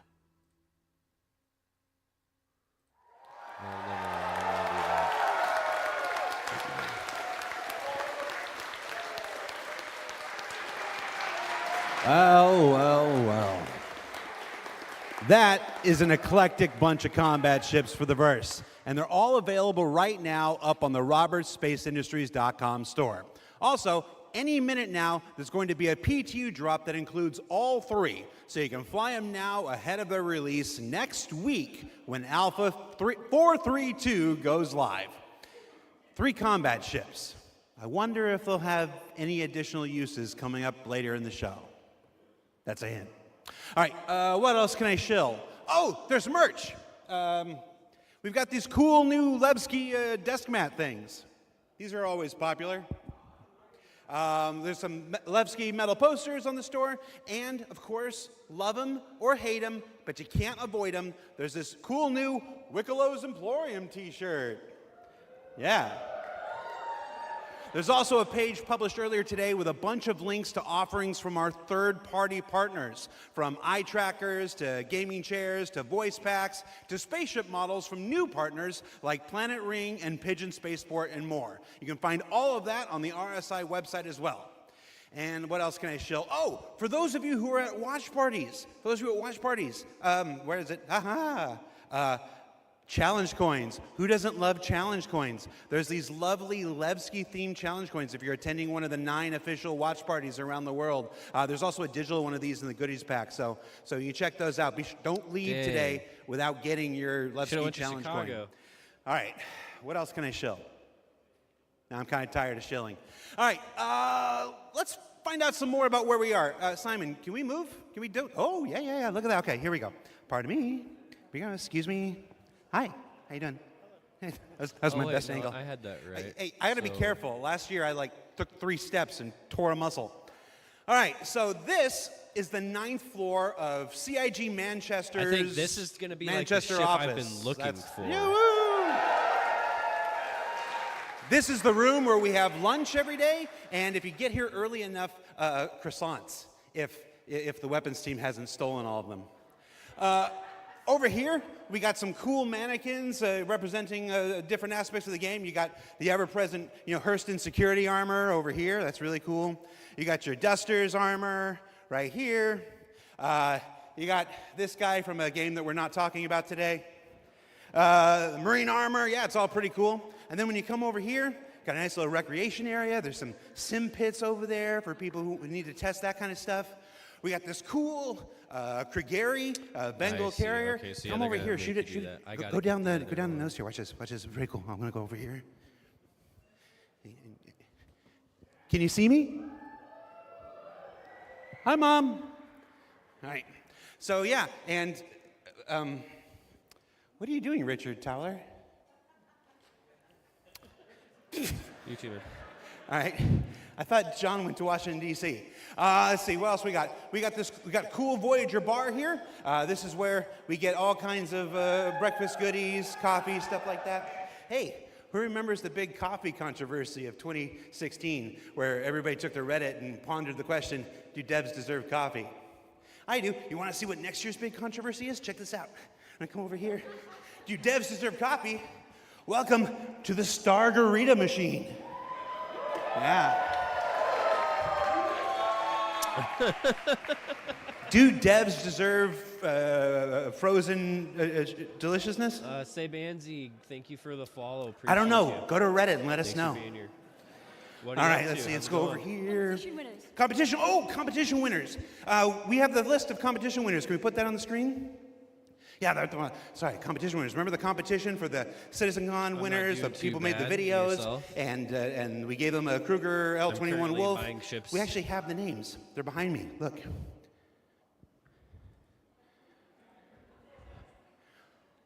Oh. All right, that's cool. Also, everybody's got food. Do I have food here? Oh, somebody's supposed to save me pizza. All right, so we got. Oh, you guys saved me a lot of pizza. Let's see. There's like 3 different kinds of pizza here. What if we just combine them into like a challenger situation here?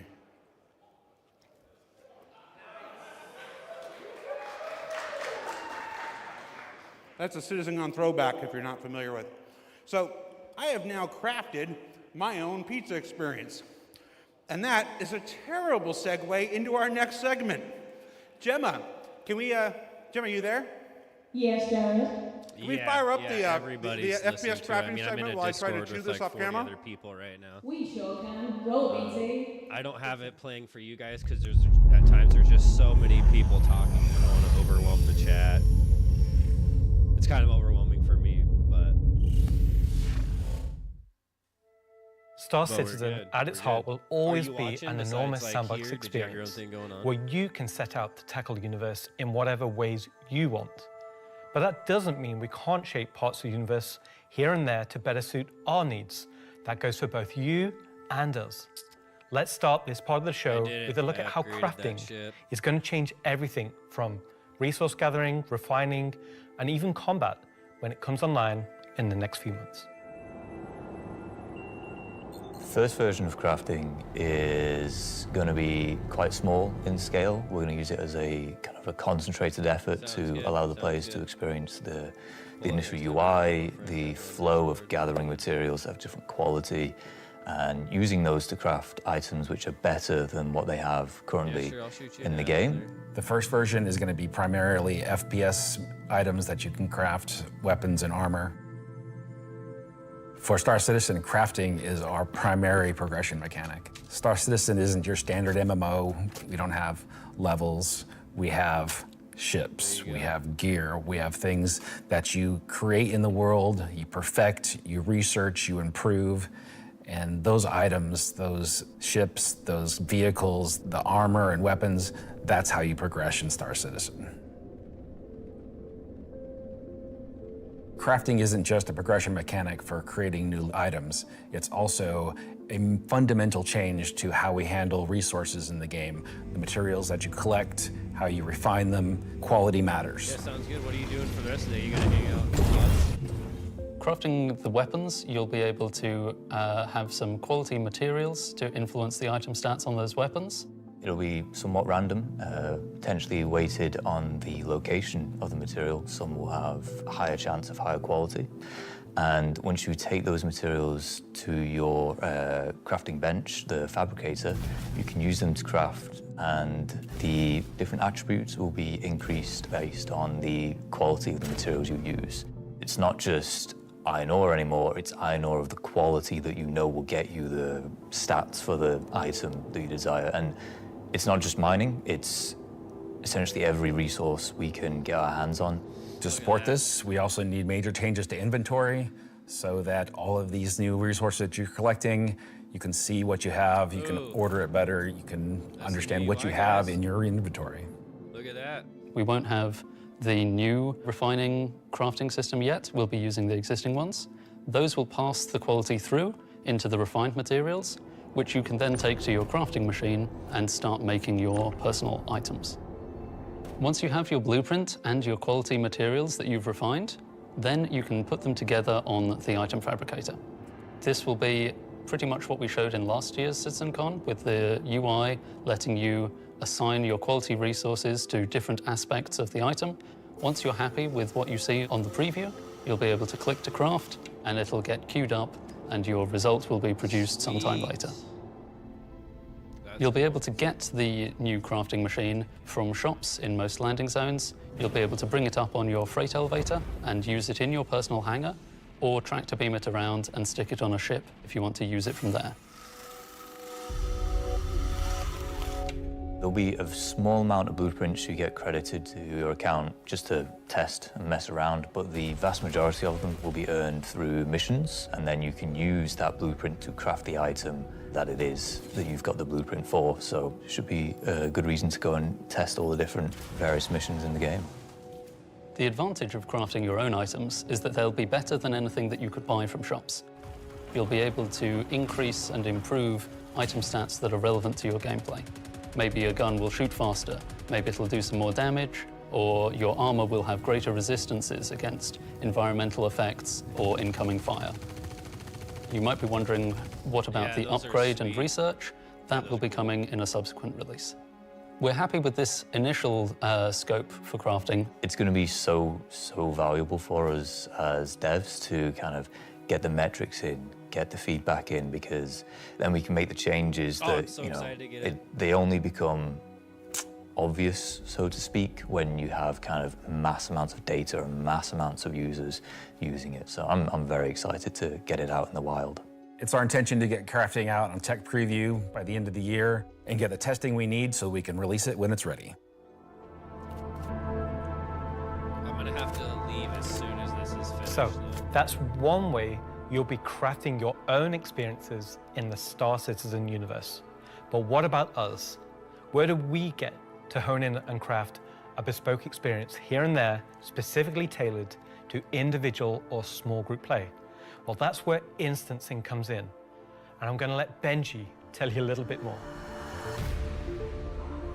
Sorry, guys, We're bringing instancing to Star Citizen in 2026. Why are we doing it, and how will it work? So if you've played any content in 2025 in Star Citizen, you know that most of these areas were in actual PvP zones where other players could interfere. Instancing is a means to create an environment where designers can create tailored content that's tuned to a specific group size, but it is also protected from outside interference. It's not to say that we don't love PvP. I'm a PvP guy. PvP me, bro. But like most MMOs, a good balance between a dangerous overworld and a protected instances is needed. Right now, we don't have this ability, and this is something we really need in order to give you a sense of progression that is tailored and balanced to a tunable amount of groups, so the difficulty matches the group size. There's a beginning and an end. It doesn't mean that that doesn't fit in our overworld strategy, meaning getting to the instance is dangerous, exiting the instance is dangerous, or can be interfered with others. But at least when you're playing the content, we can actually make something that's curated for one experience. So before anybody says this is only a PvE thing, this technology can also be applied to unlock curated PvP experiences that are as seamless as the PvE ones. So it's not about one thing or the other, it's really about unlocking developers' ability to create curated content. So that said, how will it work? Instancing is really an evolution over static to dynamic meshing. We want your instances to be as seamless as your instance hangars, meaning that when you take an elevator, you exit the elevator, you're inside the instance. A gateway opens, you cross that gateway, you're now into your instances. Could be also a quantum jump into an instance that you don't even see. The transition is just like a dynamic mesh transition. And so throughout the universe, we will be able to add these areas that are open or closed instances that allow you to join in either with a party and have a reserved instance for your party, or join an open instances that has a number of slots. And so some of those areas will be completely instanced on different servers. This allows us to leverage the compute power of the entire mesh. The closed ones will be really to drive one piece of content. You enter and exit seamlessly, just like we do with your instance hangars currently. Let's go and find out what one of our first instances will be. Siege of Arzen was an event we did previously, which created a gameplay scenario where the player had to run through and progress through contested islands of Arzen. This was a high-paced, high-intensity event, but it struggled a little bit from its technical execution. But now with the introduction of instancing, it gives us an opportunity to evolve it and modify it and make it better for you in a small group to work through that activity. It is an event that I had the honor of pretty much solely designing and building all of the logic and having the stress of trying to get it working. Agent Dooley from the CDF puts the call out for volunteers because basically the Nine Tails have taken over sort of a cluster of floating platforms in Orison. And you are there to kill these sort of lieutenants of this terrorist organization and take back control.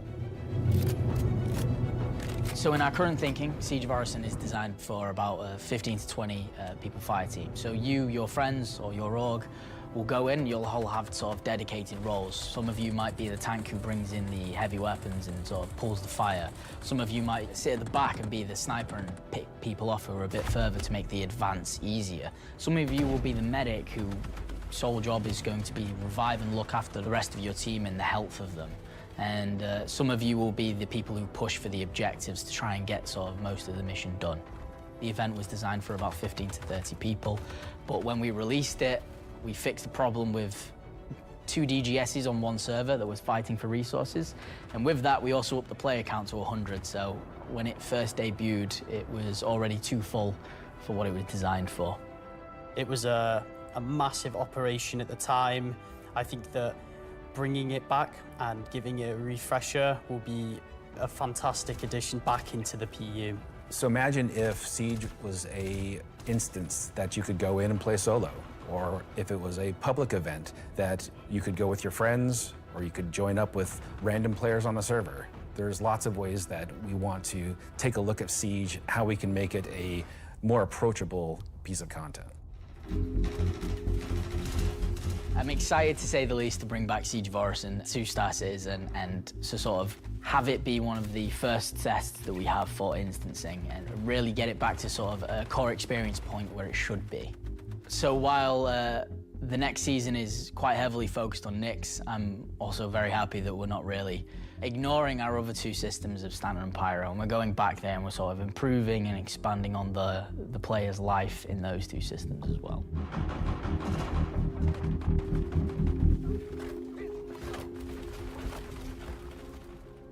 Yes, and while things like Genesis, interstellar hauling, crafting, Siege of Orison, and more will reveal next year, we'll continue to bring life into the existing universe outside of Nyx.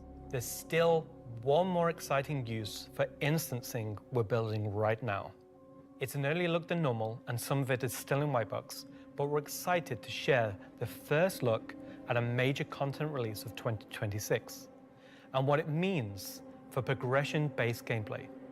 As an evolution of our Building Interior initiative, you won't discover it by accident, because when it's complete, it will be found deep within the heart of Levski itself. This is the Municipal Works.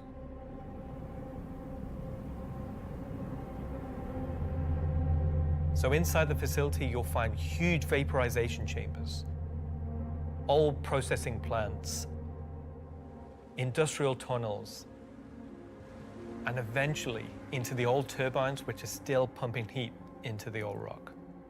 So this is the true history of Levski. This is a place where you won't see in Lorville, you won't see in I-18 or the other landing zone. It's the pure basis of Levski. You will have, of course, metal and tunnels and more structural place, but you will also see a lot of rock and cave. So it's not a place you go to take vacation. It's really a place you go to fix stuff. Not everybody has what it takes to come down there and do the job that needs to be done. All of your sewage systems have stopped working. Everything's going to quite literally. And so the player is tasked with their group, most likely, to go into there, take out the outlaws, and get the facility working again. So let me get this straight. This is literally a mission to fix the toilets of Levski. It's not just the toilets. You're also trying to turn on the air. Air is a bit more important. It still works in Levski, but they have like maybe polluted air because it's not being cleared properly. It's not just for the toilet. Poop mission. It's also a little bit more exciting than just going into like some vents. It's like a 3-layered system where there's 3 chapters. This will be mission-driven and repeatable. Everything from mining to salvage to combat to investigation, a variety of roles. Narratively, it's a real sandbox. Every progression you do will unlock a new area that will link back to previous areas, complexifying the play space. We've been wanting to have more gameplay around landing zones for a long time. now that we have instancing tech coming online, that allows us to do something that provides really cool gameplay close to a landing zone. With the missions, Chad, I'm hungry. that's what will create different overlays or change the spaces or change the progression, but it'll be the instancing which will enable us to create tailored content to you and your group. So you're going to be able to play a part of it, make your progress, and then log off. And then the next time you come online, you'll be able to pick up where you left off. It's going to allow players to return back to it at different states depending on how much you've progressed and be able to keep it going until you've reached sort of the end of the whole 3 chapters. Where you're not going to have other people getting in your way. It's you, your team, your party. It's a way of giving players content where they know exactly where they're at and they can keep going back to it and improving sort of their own progress and ability to jump through them in faster and faster times as well. So that's a look at how we'll be allowing players and developers alike to create more crafted experiences within the greater sandbox of the persistent universe. Okay, is that it for me at this point, Jared? Almost. Throw it back to me, and I've got one more for you after this. Back to you, Jared.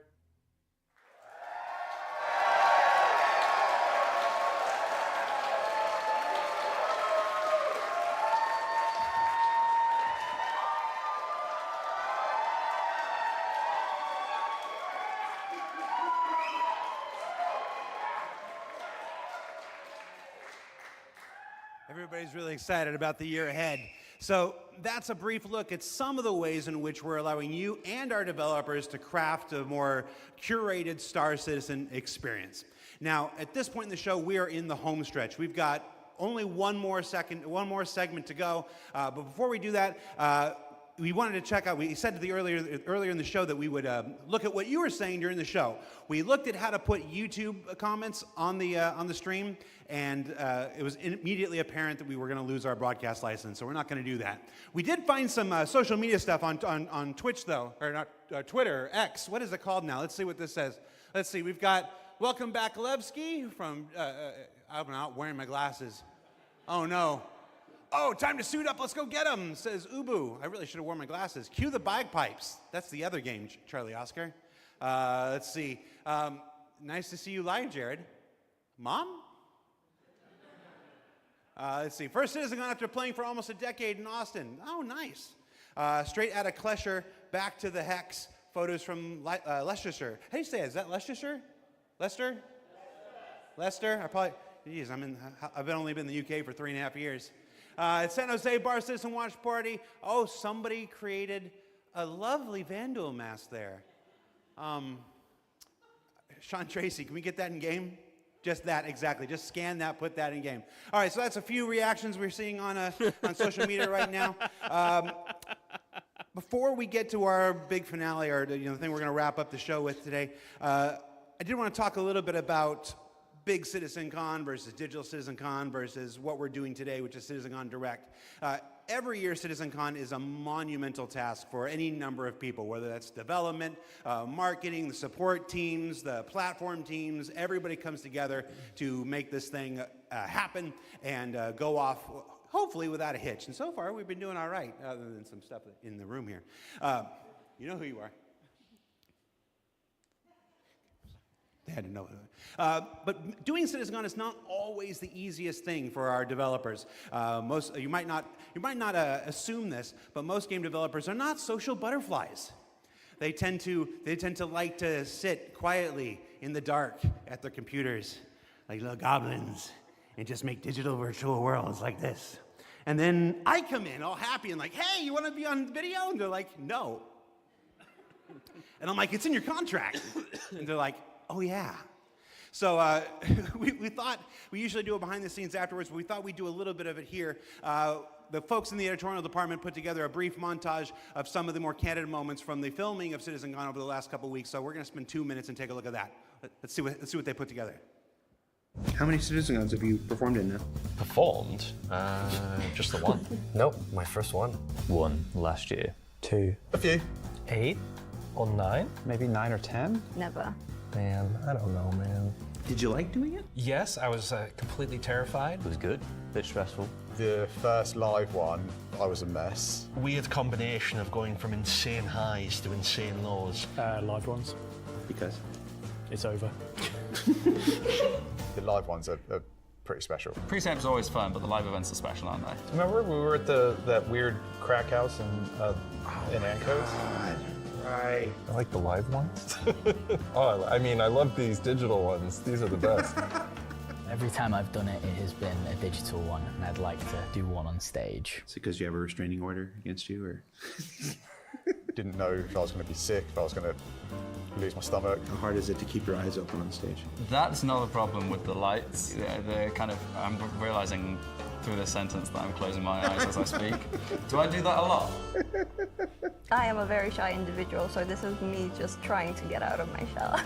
Getting the crowd to react to the ideas that we've been working on for so long. We can react. Watch.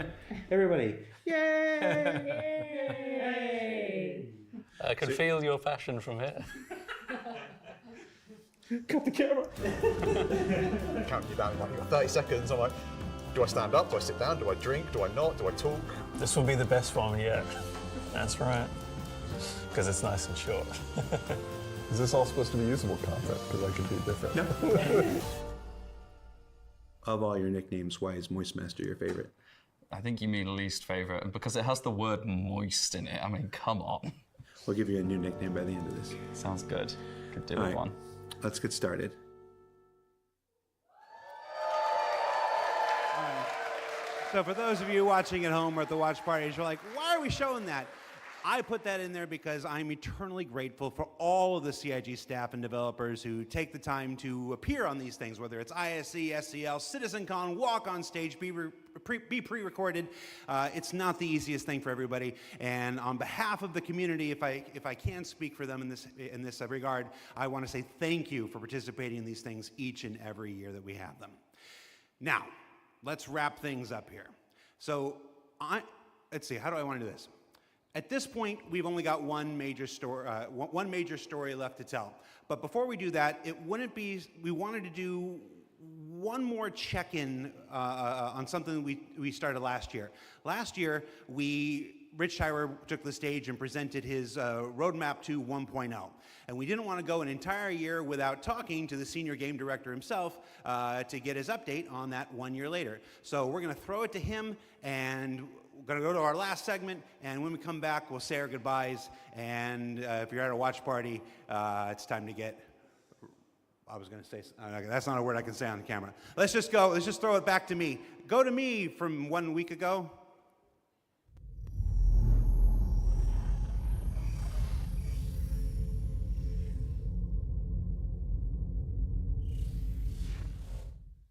Last year, Senior Game Director Rich Tyler took to the stage and revealed our plan for 1.0. Now, before we end this year's Citizen-Con Direct, we wanted to take a few moments and follow up on that reveal from last year, to do as we've done today and look at the year ahead. So, Rich, thanks for taking the time to join us. Well, you're welcome. All right, so we're going to jump right into it. Everybody knows the only constant in game development is change. So I'm going to ask you outright, what's changed about the road to 1.0? Well, fortunately, nothing. It still remains our North Star. The team is busy working towards that goal in the background, and every patch this year has moved us towards that goal. And if you haven't watched the Star Citizen 1.0 presentation from last year, I highly recommend you do so, because everything in it is still relevant as of today. You mentioned every patch this year has moved us towards that goal, so I want to dig deeper into that. We've done, at this point, 9 releases in this year, more than any year prior. How does each one of these not just sit as their own moment in time, but move us forward on this road to 1.0? Well, last year I discussed the framework of 1.0, how all those complex systems can tie together. And one of the core aspects of that was the main story, which became the spine of the universe, which brought all of the locations, mission givers, guilds, and all the different areas of the game to the players. Now, what I didn't talk about from last year was all of the content that was going to support that framework, add the flesh to the bones, should we say. And I think that's where this year has moved us towards that goal. If you think about previous events of previous years, they've generally been locations that we've put into the verse, but they've been transient. we've taken them away, like Siege of Orison or Zenithreat. We've added them to game, and then they've been moved away. And I think with the addition of the patches this year, when you look at the Hathor facilities, Onyx facility, these are permanent additions to the world that not only have their own story, as when we release them with the patches, but they'll also become points of interest and areas that the larger 1.0 narrative will utilize. Since we're on story, I'm gonna stay with this here. Since we launched the PU back in 2015, it's always been this sandbox where players can do what they want. They can bring their own story to the verse, and that'll never change. But how important is it that we also build this concurrent narrative of our own, this crafted experience, if you will, alongside the game that? Needs it. Well, we're trying to create a living, breathing like that, universe. And that includes both the player stories that you mentioned, that they can go and enjoy and create their own memories together. But it also means that we want to have a universe that gives back. We want areas and locations to feel like they're believable and real-life locations. And if you look throughout this year and the patches that we've worked towards, we've had an overarching story that's moved from patch to patch, and we're going through some of those cycles right now. Been fine for people that we've also been introducing mission content that has fully voiced dialogue and facial animation, which allows us to inject some of the meaning and the why to what you are doing as a player. And I think story is integral to Star Citizen as a connective tissue that ties all of these different complex systems together, because it takes players on that journey throughout the game. To see this big turn this year to start injecting story into the verse, I think people are really responding to it. So everybody knows, and you mentioned just now, that this year we changed a whole lot about how we operate and how we release things. How do you think that's gone? I think it's gone very well. I think if the mantra that I've always been pushing this year at the beginning of January was patch always goes. And I think this year has seen a different development strategy for how we've been moving the game forward. That's where this different strategy has allowed us to really take a wider approach. And we also have to remember that Star Citizen is played by tens of thousands of players every day. And while we have lofty future goals, we still have to make decisions right now that make the game fun for the people that are playing it all the time, playing it as their daily game. If you look at previous years, we've had to hold a patch back, we've had to make concessions, mainly due to around a feature may not been ready or right to go into there. There were 3 months, 4 months, sometimes 5 months between patches. Exactly, and I don't think that's good for anybody. I don't think it's good for the players. I don't think it's good for the development team. I think it's better to have regular cadence of drops. One good example is this year for A Line of Mine. People probably don't know, but A Line of Mine, when you turned on the laser, it was actually supposed to reveal the sandworm Valakar. And I played it, and it didn't hit the quality that I wanted to go into the game. So we changed, and I took it out, and I made that decision alongside Chris and Erin, and we've held that back, and we're going to work on that towards a future patch. But I think definitely the more regular cadences has had the multiple benefits, and like I said, I want to dispel a myth right here, right now.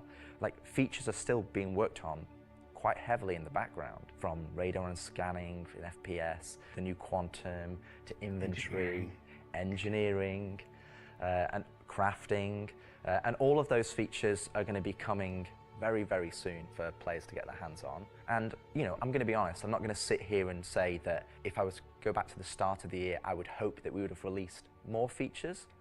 But I also think every decision we've made this year has been through the lens of making the live experience as stable and as good as possible. Absolutely.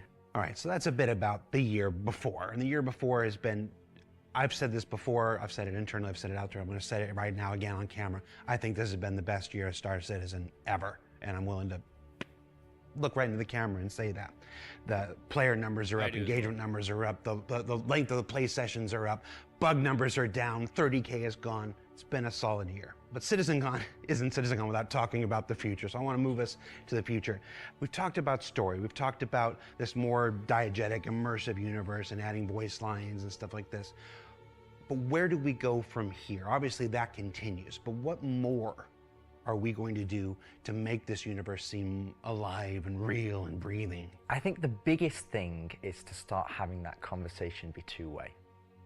So if you think about this year, like you mentioned, we've been having fully voiced NPCs, but a lot of those missions and those NPCs, they're talking to you, they're talking at you. Right. You don't get to talk back to them. Now, obviously, you get to interact with them through your actions. You get to go and do their mission, and you get to move that along, and then they talk to you again. But it's a one-way conversation. We're missing that conversation wheel. Exactly. The next part would be physical mission givers. That's something that we're going to be working towards very soon, with Battaglia being the first one coming back in the verse. And just to be clear, we will be bringing all the mission givers eventually back, and we want them to be an integral part of the verse and the story that players go and enjoy. We want the locations to be brought to life, and as we mentioned last year, we want to have interactive scenes that you can go and be part of. And obviously the full end goal is towards, you know, to have cinematic stories in the game, and that is what we're going to be pushing towards. Everything we do, every decision we make is through the lens of moving us closer to 1.0. It might sometimes be difficult to see why those decisions have been made at the time they've been made, but rest assured that Star Citizen 1.0 is still our North Star. That's what we're still aiming towards, and that's what we're going to be moving forward with every patch next year as well. And remembering when mission givers were first introduced, they sometimes became a bottleneck. Is there a role in instancing, which we learned about earlier today? Is there a role for instancing in that, in helping with mission givers? Yes, partially. It will be one mechanism that will allow us to have players go to their own individual area of the verse, have that conversation, and then go and continue on into the open world environment. So I think that's where, when we look at instancing provides us one tool that allows us to remove that bottleneck and provide a more seamless experience. Happy you said that, because that's one of our last topics I want to get to, is how we reconcile instancing with the persistent universe. Like, for the last 10 years now, we've been building this giant, seamless, persistent universe where everybody can come in and play together. And it would be easy to have a first instinct reaction to the idea of instancing and say that's antithetical to everything that Star Citizen. But you mentioned last year these three pillars of building Star Citizen in the PU, and I want to know, you said nothing changed, but I want to ask you about this specifically. What are those three pillars again, and how does instancing fit within the greater design of Star Citizen? So the three pillars I mentioned last year were open world. That's just like the missions you love today. You can go and play, there's other players there, and you can go and enjoy that together. Then we have instancing, which I'll talk about more, but similar to municipal works that we've talked about previously. And then the third pillar was dynamic content, which would be content that's generated by the activities of the players. And I think it's very easy to become myopic around one specific thing when we're talking about it a lot, when it's the next stage of our development. And I think you could reverse it. If we'd have made a game that was all instance, and then I'd come on camera and said, hey guys, we're going to start doing it open world, it would be like, oh, is the game changing? Are we doing open world now? Is open world the new North Star that's going to take us this way? And it's not. It's just one more tool that's going to allow us to offer different and dynamic experiences for players to go and engage in. Now, when I talk about instancing isn't always what you'd imagine as a solo instance experience where it's only just you. We're going to have several different versions of instances. But I plan on streaming some Star Citizen, and I bought one of the new ships. So we'll be flying around in that. So yeah, y'all have a good rest of the day. Until then, we'll talk to y'all later.